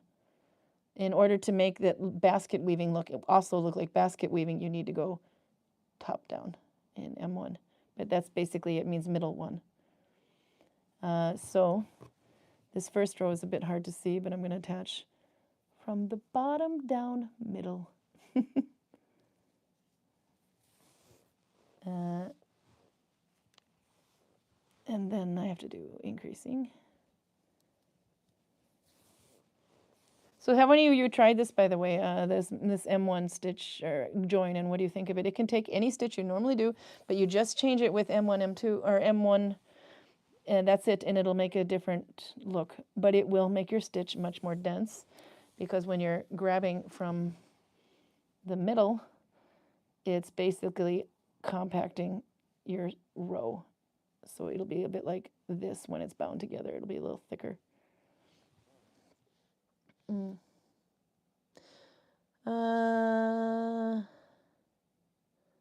Peruta says, I left my needle in one of the Viking houses at Vollen, and I love the immediate empathy that you get in this group, which is great. And then Max Wright especially, oh dear, is there any emergency needles, or do you own in case it happens? Yes, you got to have an emergency needle. Always have a little stash going. I have a whole box of needles at home. Oh, Garcia tried it and she liked it. That's good to know. And then Raymond said used M1 to make a brim of a hat. Yeah, that's another thing. If you are familiar with crochet, you can, I think, crochet through the back loop one round. And it will kind of make a fold line. You can do that with M1 as well, and with B1, which is one through the back loop. But M1 kind of makes a fold. That's a good idea. Okay, I swear to God I'm using the middle of the loops here, but you can't see it. On this first round, it's almost impossible. But I like the way it's just something as simple as the Oslo stitch, where you add M1, makes a twist. The reason why I thought I would try this one, it's not a stitch per se, but it's a new join this month, but we're going to call it the stitch of the month anyway, is because I think it was Nikki that brought it up. Said, what about the Oslo Weaver's stitch? And Oslo stitch is a bit of a trickier stitch to learn, but the Weaver's is a different join, same stitch. So if you can imagine like something like Dalarna with more loops involved, and then you join it. The Weaver's one is joined with an M1. So regular Oslo stitch would be joined middle one F1, so it would be like that. But the Weaver's version is joined with an F1, or with an M1. So we thought that might be a way if we'll do it. Audra says, I have a shameful collection of needles. Oh, Robert's going to call it a day. It's about time. Yeah, no, you should definitely get your sleep in because when you come into the village, there will be no sleep for you, just saying. But we're looking forward to seeing you, Robert, especially with the archery and things. And yeah, now you've seen the store. I'm so sorry. But let's see. There. But yeah, Karl will not be here next week either. It'll just be me. Maybe Anders Hovland wants to join and drink a beer or something. I don't know. We'll find out. But if it's just me, it's more needle binding next week too, because now I've already showed you this store. But one thing that's when Karl's not here, then there's not so much Viking. Then you get a lot more needle binding. So I will save the Viking. Well, he might actually be in the chat. I don't know. He might just be listening in for fun. It depends what he's doing with his family right now. But I will save I'll have him look through it anyway, and he'll check and see for any of the Viking questions in there, and he can bring it up in about 2 weeks, I think it is, and when I come out there with him. Let's see. Yeah, and then Raymond was very good. He posted the stitch of the month and the color of the month. I see at least the color of the month, but no, he got both, so you can see the different stitches and things that we've been doing all this year. If you ever want to try one. Basically, the idea of the stitch of the month or the color of the month, which, by the way, the color of the month is red. Enjoy my beautiful array of red yarn. I'm so sorry. No, but the idea of that is to just kind of give you a reason to try something new, whether you want to make something with it or just want to test it, and a reason to use something in your stash, color-wise, for example. And if the color of the month is red, by no means do you have to use all your the whole thing has to be red. No, it can just have red in it. And if you're not doing needle binding, you can apply it to whatever project you're doing, knit, crochet, whatever. Okay, so here it's starting now. I'm on the second row, I can see. So there is where I would normally be going in, tops, but we're going to go through this part. See there? But from top down. Last week I did some bottom up, and it looked a little bit on the Yorkish side of things. It was kind of interesting, but it was not the one I was remembering that starts to look like basket weaving. That's M1. M1 top down. Let's see. How do you make red with plants? Well, there are some red plants out there. Rubber tree plant has a bit of red in it, does it not? I have no idea how you're going to do that one. But let me know when you get it figured out, because I'm kind of intrigued now. And what they do in Belgium, I don't know. How stretchy sideways is this stitch? I would not think that it was too stretchy, because I'm doing an increase there. Let's see. So you're actually taking and you're twisting the stitch before you even with the loop before you even needle bind. So I would think that little extra twist makes it tighter and a little bit less stretchy, but we'll play with it in a minute. I think I'm increasing too much here. You can see my increases are so big with this. But we'll see what it looks like when it's done. I can always weave a bit of yarn through if the holes are too big. Let's see, I have to start increasing every other now. Let's see. I bought gorgeous plant dyed red from Agnieszka. Oh, how cool. With the madder root. Yeah, is that the one you used in your socks, by the way? Oh, and Pruda, you have to tell your sock story. Today, Pruda sent me a wonderful picture of what happens when her husband wants to remove the campfire smell from their Viking clothing. Would you like to tell this story? It was a very cute sock. I've never heard of Agnieszka. I wonder what that is. Agnieszka, I think, is the name of a Viking that was selling wool that she probably plant dyed on her own, I'm guessing. So, because she also had some other from Gosia. Gosia is a Viking that was from Poland that was here. Did I do the wrong loop on that one? I did. I switched loops suddenly. Her name is Gosia, and she's from Poland, and she plant dyes wool and sells it. So we would call that Gosia. Gosia's wool, but it's not a company, it's just a person. Yeah, there she goes. Peruta says, my socks shrunk down to baby sized. It's the cutest little socks. So I told her basically all you can do there after you've killed Hector, of course, is to put a bow and a bell on it and hang it on a Christmas tree. That's about it. But it was cute. Let's see. Okay, thanks. Not suitable for the next row. I'm currently using very stretchy stitch and I need something to similar stretchy if I can change stitch. Yeah, I wouldn't think this is too stretchy. It seems like it, but my gauge is really loose. If I put it like that, you can see the stitch a bit better, but I'd like to do a little bit more because this increased start is kind of making it hard to see. The inside, you can see there's ridges a little bit. There's one. There's the ridge. But I think that this would be slightly less stretchy, less stretchier, if I can say that, than Oslo. Because it is the Oslo stitch, but because there's a twist in there, I would think not. If you want to go stretchy, do York, do Coptic. I think some of the Danish stitches are. The buttonhole stitch is pretty stretchy. Depends on how much you tighten it, I guess. Let's see. Do an increase. Let's see if I can see more chat here. Yeah, Gosha is Agnieszka. Okay.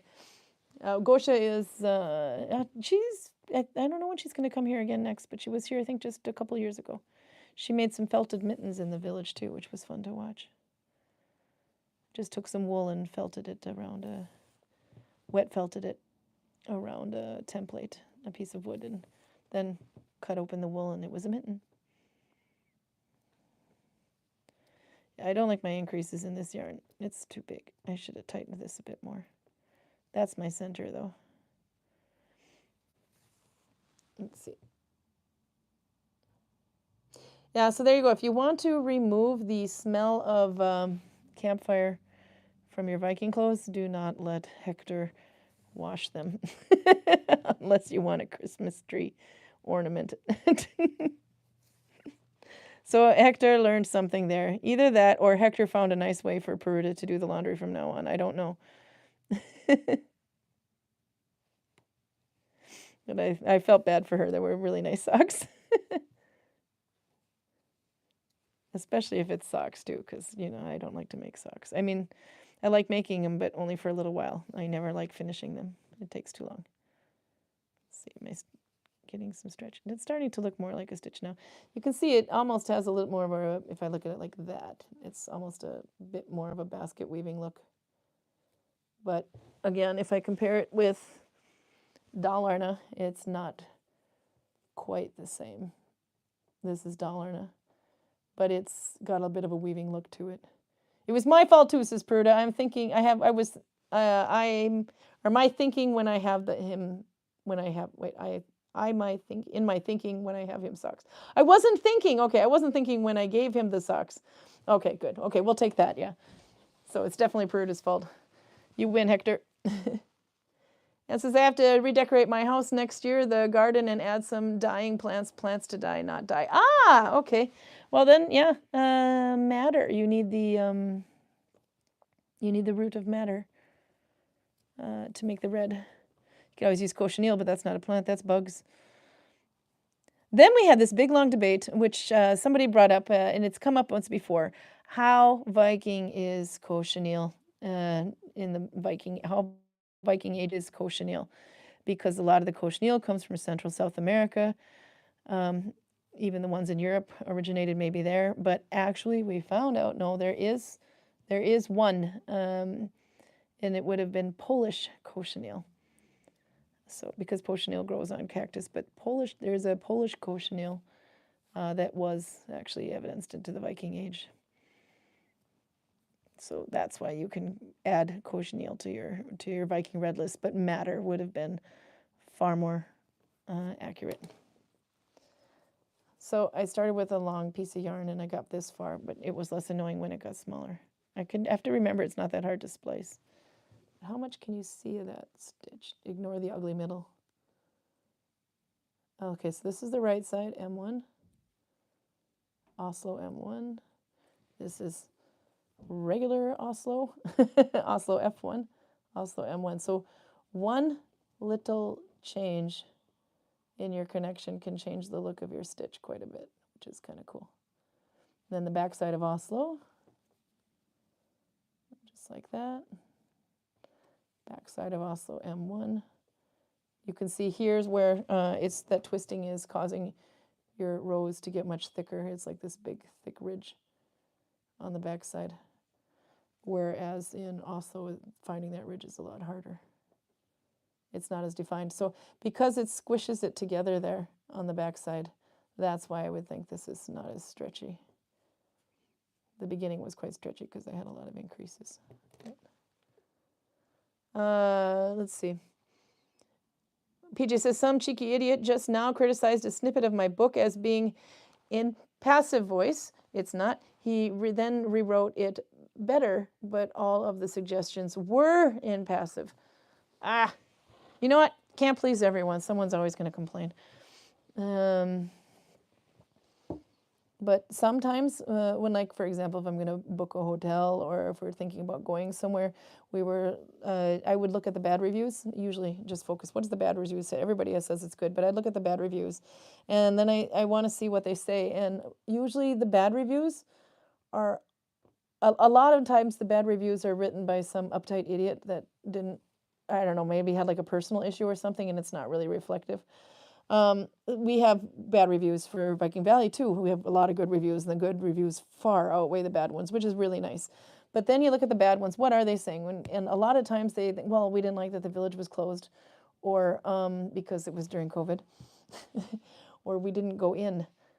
How can you evaluate the village when you don't go in? We thought it was expensive, so we didn't go in, but I'm going to give it a 1. Like, but you didn't see it then, did you? There might be a reason why it's expensive to go into the village. So, could be. The tourists are getting a bit more brave, though, by the way. We have them taking chains off houses now and walking into the houses. And then we have to correct them constantly because we are actually living in the houses. So it's like if somebody took the chain off your door and walked in. I don't get how people could be brave enough to do that. But if you were visiting anywhere, any museum, let's say Disney World, and there's a chain across, would you go and take the ride? Or would you think that maybe there's a reason there's a chain across? I don't know. So that was a new one that's been happening a bit lately. So now maybe we have to find a new way to deal with that. I even put a padlock on one of the chains of Viking Age lock. That was kind of cool. So hopefully that'll work. Make it a little harder for them to take the chain off, although they could crawl over and under. And another one is we have that, you've seen the spear throwing thing, where they throw a spear. That's one that Roger says is like throwing a big Q-tip into a troll here. Okay, well, somebody managed to throw the spear in an upwards direction and it goes over the fence.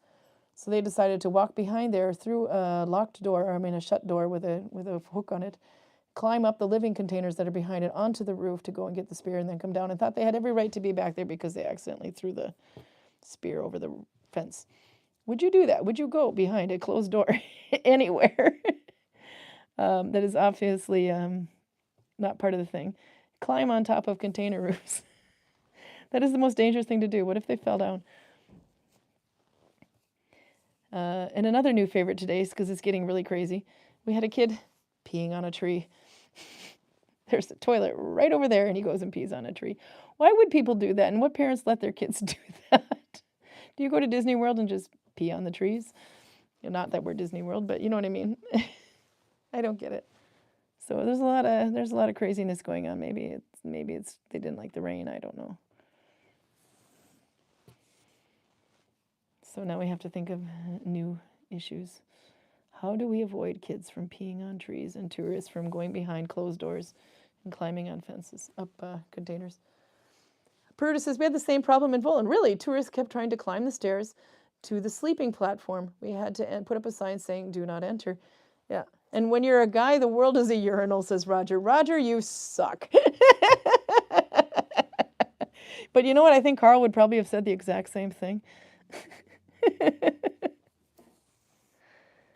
So yeah, there's that.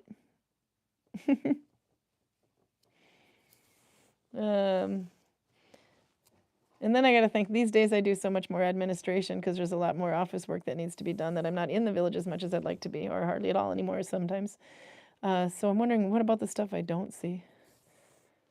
But I just can't understand why you would think that you could take the chain off of a display, and then go and sit down with your entire family and then just leave. That's what happened basically. One of them took the chain off of a family took a chain off of Holger's house, and then they just go and sit down at the table and start taking a bunch of pictures. Holger's like, I live here. Those are my things. Get out of my house. So I guess one bad thing is, it's no fun to have to go and tell a tourist, hey, get your butt out of the house. It's chained off for a reason. One thing they do, one of the most popular questions is the villages, do people actually live in the houses? Yes, they do. So when somebody comes in and kicks you out of their house because they live here, that might actually be one way of telling them you actually do live here.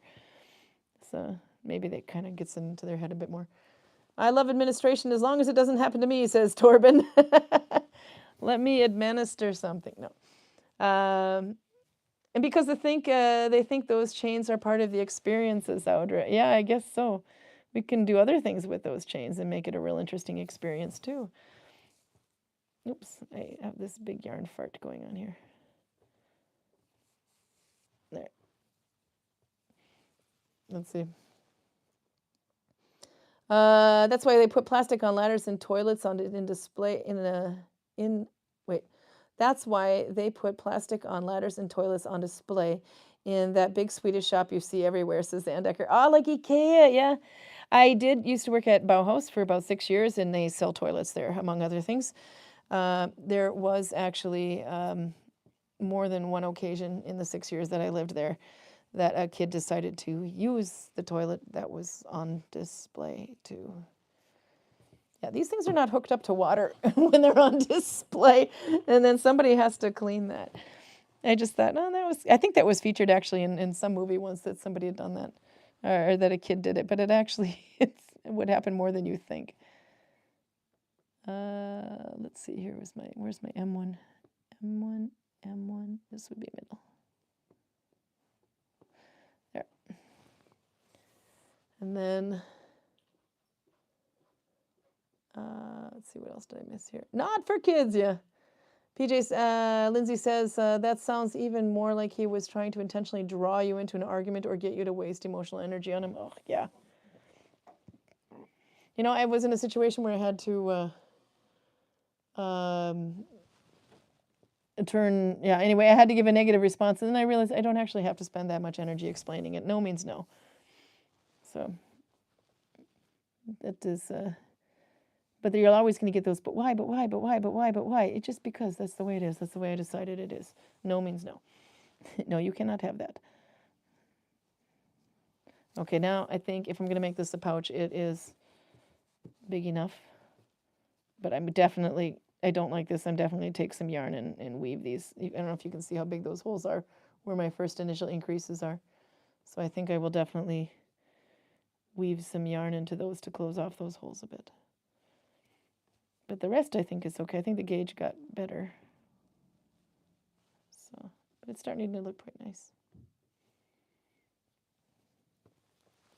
Let's see, catching more up on chat. When you gotta go, said Roger. Then you really gotta get out of the store. Okay, so here's another one, onto the wonderful toilet things. Another thing that happened last week, I think it might have been the week before. We had a summer intern kid kind of program. Kids up to from 14 years and older, they can try working out in the work world anyway, and I think it's like a tax-free thing. I don't know. Anyway, but it's basically an incentive to get kids to try out figuring out what kind of things they want to study and go into work-wise anyway, so they can do and earn a little bit of extra money, of course. So my kids started this when they were 14. They're now 16, but this year they decided they wanted to try working at a grocery store near their grandmother's cabin so they could visit with her. But anyway, so one of the things we have this poor kid, that was, I think he's 14, 15, that was working here for a couple of weeks this summer to see how he liked it. And one of the things he had to do was check the toilets, the customer toilets midday, make sure they're not overflowing with garbage and there's enough toilet paper and paper towels, that kind of thing. Not even massive cleaning, because the big cleaning goes in the mornings before we open. But no, one of the toilets that he went to check on was not okay. Do you know what happened? People have different cultures, and different cultures have different types of toilets. But the lid must have been down on the toilet that this one particular customer chose to use, because they saw toilet, sink. They used the toilet, stepped on the toilet, sat on the sink, and took a dump. And the poor kid didn't know how to unclog the toilet. But yes, there was a big pile of poo in the sink. But I guess they didn't lift the lid, because why would you do that? The toilet's right there. There's no way. And how did you even get up on the sink? So they must have, I don't know, but that was probably the most, that's the first time I've seen that happen in this village. But now I get it when you're at, yeah, I know, it's horrible. I was, okay, so when I went, on my way here, I would drive through Flow, and there was a gas station or a hotel that has a toilet attached to the mall that you can go and use driving through, because after that many times and hours on the road, you need to stop and do your business. And I always laughed at this sign, because they had a sign on the behind the toilet that showed like a person sitting on a toilet with a green check, and a person squatting on the toilet with a big X on it, and then a person, you know, a guy peeing into the toilet, this is okay. A guy with a fishing rod into the toilet, this is not okay. But I thought, really, who is going to be the idiot that stands on the toilet? But apparently they exist. So it's well, okay. But you know, maybe if I came from a different culture, and I would look at our toilet and think it was something weird. So, but maybe if I saw their toilet, I'd be freaked out too. You know, maybe they probably have the squatting toilets where they come from. But to literally climb up onto a sink, I just didn't get that. PJ says, actually something similar happened to the hospital where my mother used to work, and the sink broke when the man sat on it. Yeah, that's another thing too. How in the hell that thing did not break, I don't know. But if I put my full weight on that thing, it would definitely be a lot smaller. Broke everything right off, broke off right off, and everything, including naked patient, ended up on the floor with lots of nurses around him. Oh my God, PJ. I could imagine that would be, but I don't know why they, you know, what. But when there's a toilet sitting right next to it, so the only thing I can think of is the lid must have been down. So maybe if the lid was down, they didn't realize that you could sit in it, or probably didn't realize how. But you know, how do you get this far into Norway and not see another and not use the toilet? I mean, they've got toilets at the airport. So what would make you think? I don't know. Maybe some toilets don't have lids on them. Maybe some of the ones in the airports, etc., just have the seat and not the lid, because they have these automatic flushing things. I don't know. But that one, I mean, I don't know. This year things are getting a little crazy. We had, by the way, 1,200 people coming through on Thursday alone. Over 1,200, actually, because we were counting tickets, how many did, but then a family ticket counts as one ticket, but it could be 4 people or so, 4 or 5 people. So we had over 1,200 people coming through on Thursday. I wasn't here to see it, but with 1,200 people coming in from all over the world every single day, I guess there's a pretty good chance that you might get one that poops in the sink. Imagine the trace they left behind everywhere they went. Yeah, that's another thing too. How many sinks did that poor guy poop in? Yeah, it is a lot of people, Raymond. I agree with you, and I think it's absolutely amazing. We have 30 people employed this year, which is more than we've ever had before, and they're handling the crowds quite great, especially when Karl and I, for example, were away, or other people on vacation. They're handling the crowds really well. But one thing we didn't think with that many people that we have to get better at is if we have, this is at least over an 8-hour period, 1,200 people came in, or yeah, from 10 to 6. But imagine all these buses come in at the same time, then we have a little bit of a problem. We have the tour groups, they can be up to about 50 to 80 people. Otherwise, we would rather have 2 groups going side by side. But we had 1 weapon station, 1 textile station, 1 boat station with a boat to talk about travel, 1 starting point, and I think then 1 station for the gods. But now, because all these people, if the guys have to switch, they have to, you know, if you've got 1 person on this station with a group and another person on this station on the group, you kind of have to time it so that you can get to the other station, so when this person is done, etc., and take over. But then you also have to move these 50 to 80 people past each other on these little narrow streets, which is, you know, fine when they're on their own time, but when you're trying to move the whole flock that's with you. So now we have 2 stations with gods, 2 textile stations, 3 weapon stations, and 2 boats in the village that we can talk to. One of the boats is the wreck that was fixed or repaired into a burial, so we can do the same conversation there. But chieftain halt, no, they're going to have to go in on their own time and talk to the chieftain. Then it's just not possible to move, to even put 50 people in that room. You wouldn't be able to see anything except for the head in front of you. But that's a real interesting feature that we have to get used to, though. So it's not so bad having that many people in there, but trying to work the groups around, that's a harder one, around each other. So we're learning a lot this year, trying out new things, how to keep the tourists from running behind closed doors into off premises and climbing on top of containers, lifting up chains and going into houses, pooping in the sink, peeing on trees. It's an interesting year. But I don't know, well, at least it was interesting to see that it wasn't just us, PJ, that had that problem. But these things you just don't think of are suddenly now an issue. So what do? Put in a bunch of Viking porta potties? Or we do have the semi-private Viking hole in the plank in the village they can use. It's a huge logistical experience, yeah. Monkeys at the zoo, says Roger, poop in their hand and fling it at the tourists. Oh, that's true. Maybe we should do that. Could you imagine? No.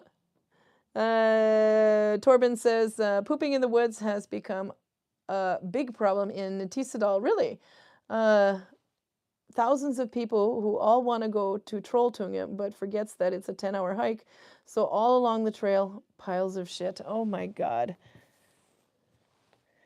There's like, when you're driving through the Lardal Tunnel, which is 26 kilometers long, people don't, a little, just under 25 point something kilometers long, this Lardal Tunnel. It's one of the longest ones in Europe, if not the longest one in Europe, I think. Anyway, people, if you haven't gone to the bathroom before you go in there, you kind of have to pull over. So every once in a while, you'll notice that they tend to pull over and do their business at the same particular rest stops. But I don't know. Maybe to just start driving with. But the sign on the outside of the tunnel says 26.2 kilometers. Do the math. You should build a poop catapult. Oh my God. See you, Garcia. Have a good week. Yeah, no, I'm well over time now, but I think you can get an idea. But you're keeping me good company while I'm bored because Carl's not here. So. But now maybe ready, aim, fire, says Torben.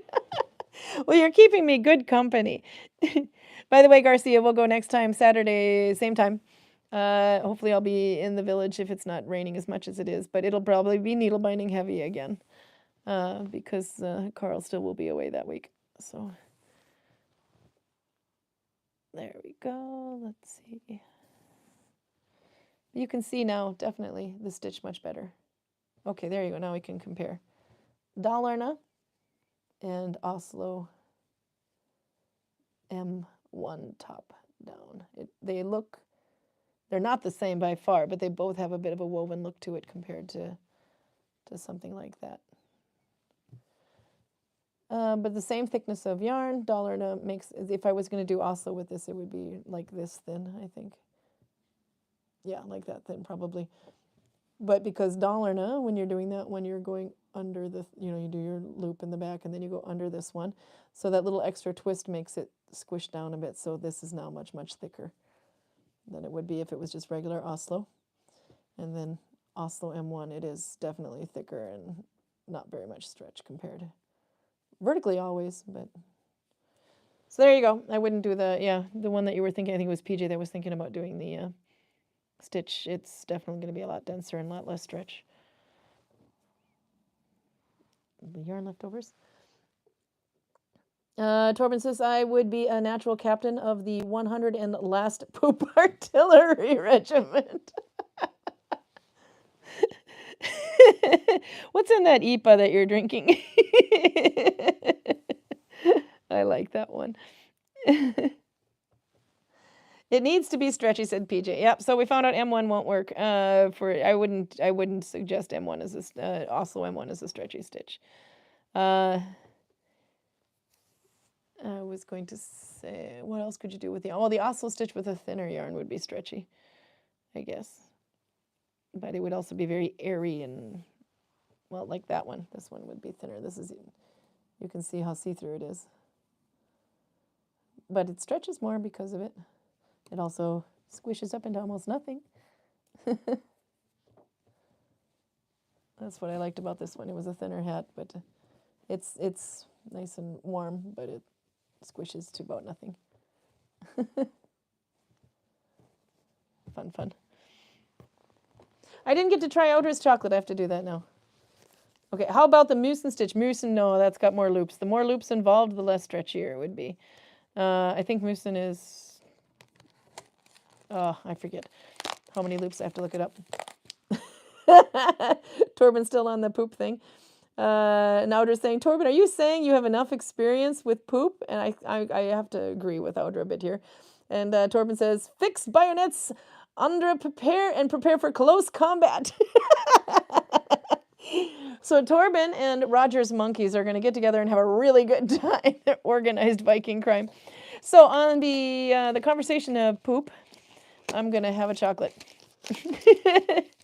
This is Audra's, the Lithuanian chocolate that Audra brought me, which is, yeah, dark chocolate. And it says happy birthday because, you know, why not?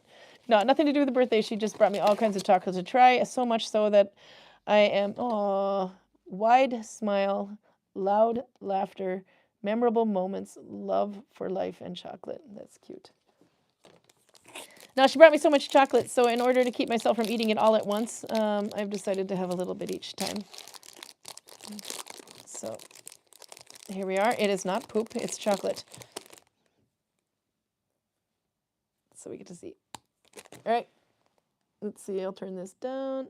Cheers, Audra. Stream close up to the camera. I have 2 microphones, because why? I don't know. But it's good. It's really good, actually. Nobody else gets any because I'm by myself. It's mine.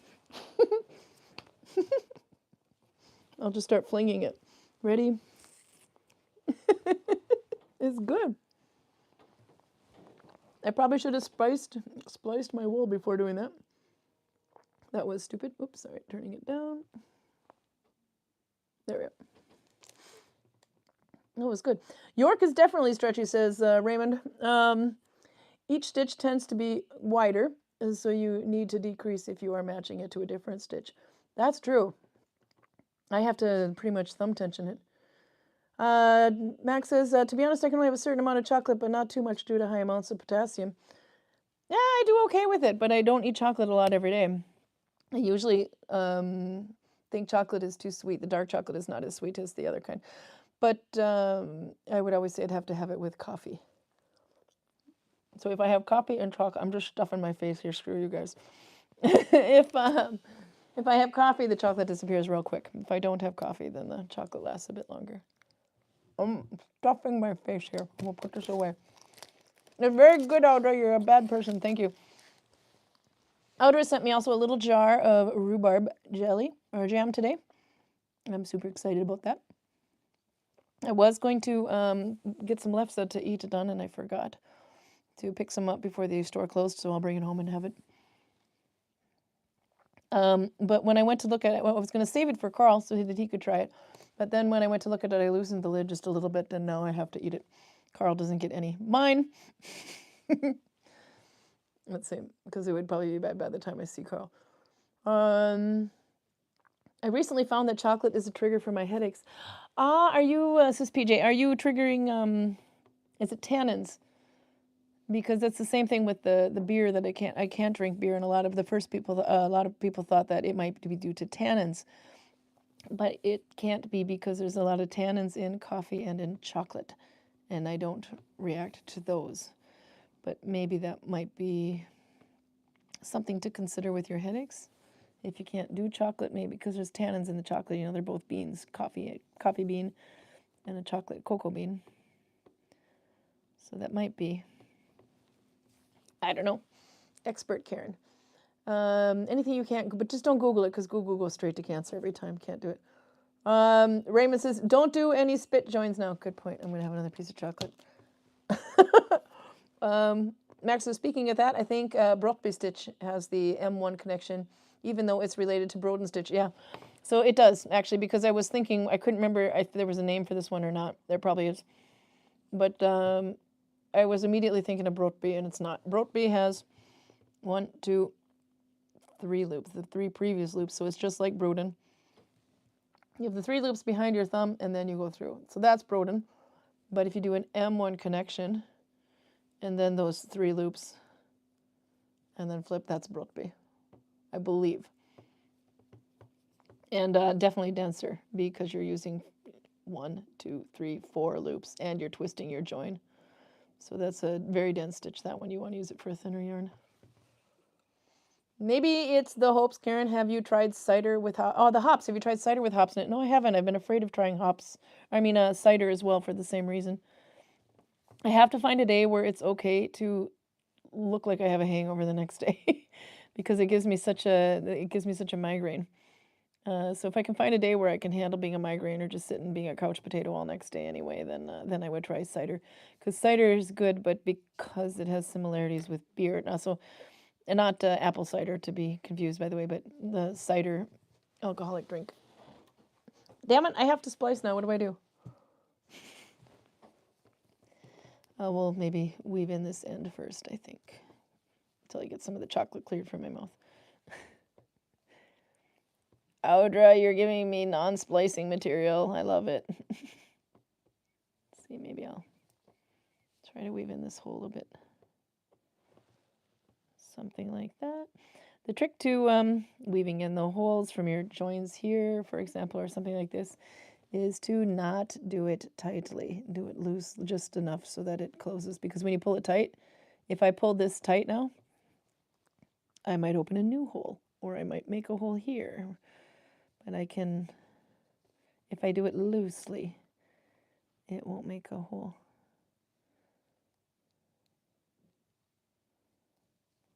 There we go. So I have a sewing project this week, so we'll see how much I actually get of needle binding done. My sewing project is kind of a fun one. I've got all these old clothes and from my kids with different memories and things like that. And I'm going to cut them into little squares, back them with a piece of cotton, because some of these things are like, you can use old bed sheets basically that are cotton, stiff cotton, because you have things like t-shirt material. And t-shirt material is very stretchy, so you have to back it with something that doesn't stretch. And then sew them together and make a little pillow. So that'll be kind of fun with my kids' old clothes. So they have a little memory pillow. So I get to work on some of those this week. Not very Viking, but it's good. Okay, you guys are keeping me heavily entertained while Karl isn't here. I absolutely love this. But I'm on massive overtime, so I should probably consider that I have to walk home today. Porter is bitter. Oh, porter, or try a porter with no hops in it. Maybe that would be a good one to try too. I like porter beer. I actually did order a porter for the shop, but it's not a very high percent one. Most porters are, but this one is under, so we can actually sell it. Because I thought we had so many pale ales. For some reason, it's been really popular lately, so it's not just Torben who likes Indian Pale Ale or American Pale Ale. A lot of people had, but I realized we needed a dark beer. So I got a Voss porter to put in the shop, and oh, I have an issue with my yarn apparently. This will be a short row, or a short one. Let's see. Karen, you can enjoy Veen. That's right. Because Audra brought me some wine. I still have some of that wine left, actually. I have been savoring it, and I basically do little shot glass sizes. So you take a shot glass and you fill it with this wonderful homemade wine that Audra made. And other people have made homemade wine too. I haven't reacted to that. That's why I'm kind of leaning toward the sulfite thing.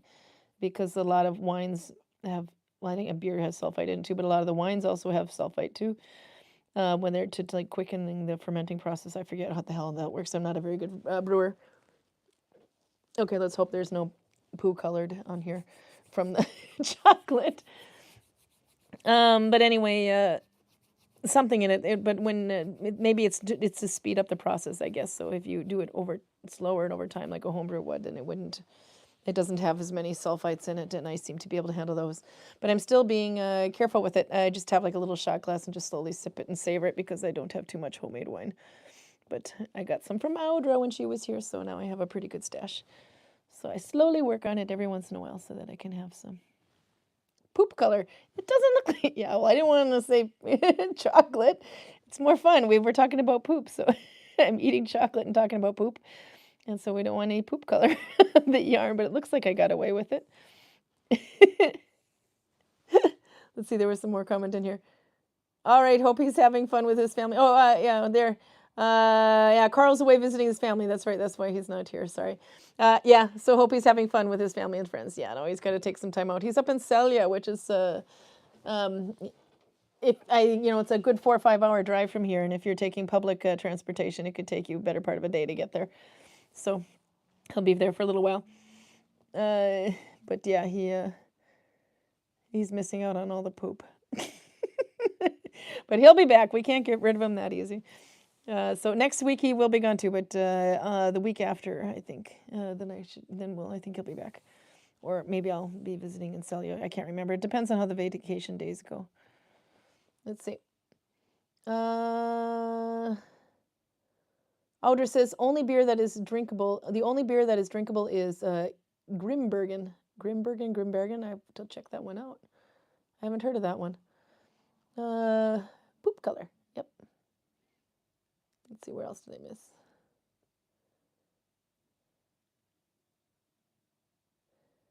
I don't have problems, but maybe there's something else in the chocolate. Oh, with coffee, but maybe there's something else in the chocolate, says PJ. Then I don't know. Oh, my cats are definitely missing Karl, by the way. Yeah. Prude asks, is the cats missing Karl's? Yes, they do. Now they're starting to claw me. One of them likes to dig their... Anytime Karl walks in and he's got this big old blanket on him because he's a Viking with a cape and this big thing of fur. It's a thick wool and this thick sheepskin on over his shoulders, and the cat just like climbs up to the top of it and sits on his shoulders. But I'm not as well equipped for that as, say, Karl is. So the cats come through the door and they wanted to climb on top of me because Karl's not here. And oh my God, that goes right in. I'm going to have to go, says PJ. I have to water an allotment after such a hot day. Oh, yeah, no, definitely. No, I'm going to get going soon, too. Raymond says, Karen, I mentioned at the start that I've been doing a family tree. My 8th great-grandmother was born in 1678 in Solås, Vest-Agder, Norway. Oh, so cool.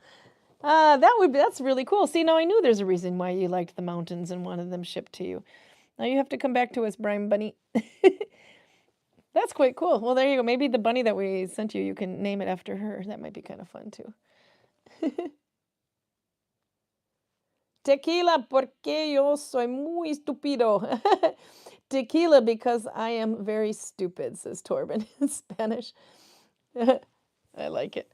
Okay, but yeah, now we're at 122 minutes, so I definitely went to the 2 hour mark, so now I'm pushing it, and I probably won't have battery at this point because I can't see my battery when I'm in live mode. I had about 90% when I started anyway. But yeah, okay, so let's go next week at 6:30 Saturday. It'll probably just be me. If it's nicer weather, we'll go outside, but we don't have to go through the whole store again. That was kind of fun, but we've done it, so we don't need to do that for a little while. But it's nice to see we have 67 people selling on commissions in there this year, which means we have a lot more handcrafts than we normally do. But now my goal in that store, when I put the commissions in there, I'm the one that gets in charge of the commissions. Tamara's in charge for placement and every day-to-day runnings in the store. She's the shop manager. I just do commissions. But the goal there is with the commissions is that pretty much anything that you can look for in a Viking market, you would be able to find in the shop, albeit maybe not as much. So we're trying to find more and more things, or only try to focus on things that would be missing, for example. And have them in there so that because we don't have a Viking market anymore, at any time of year you can come in and find something Viking that's handmade that you might find at a market. So that's the goal. But 67 people selling crafts on commission now, which is quite impressive. So I'd say easily about half that store is handmade now. Some things are handmade and sold. We buy them right out, but most of them we sell on commission. So also that the Vikings that are in the village, when they're not here, they can also sell their crafts as well. So it's a little bonus for them. Okay, I'm working to the end of this yarn, and I swear to God, I'm going to go. I am going to dream of poopy sinks and kids peeing on trees and catapults. Monkeys with catapults saying, ready, aim, fire. You guys are horrible. That's funny. Okay. Let's see. Next week, maybe we try different stitch with M1. Maybe we do one of the Russian ones and see what happens. If we take one of the Russian stitches and Russian 1+1, maybe. No, it has to be 2+1, I think. What am I doing here? I'm changing stitches. I have to focus. Anyway, yeah, maybe I'll try one of the Russian stitches with the M1 connection and see what happens. But it's fun to see anyway, fun to try. That one. All right, now I'm definitely time for me to end because I'm making mistakes now. I think I started changing my stitch. I'm gonna have to redo that row. I think I did something. No, it looks okay. But anyway, there you go. One more time. Oslo M1 from top down and Dalarna. They both look they're different looking, but they both look very woven. And they're actually not that hard to do. Okay. Let's see if I got everything in chat. Yep, nope, I'm good. Okay, then I'm going to go home, fix my hair. And chocolate teeth. So we will see you next Saturday, same time. Have a good week. Yes, next Saturday will also be Nalbinding heavy because Karl's not here yet. So, all right, see you.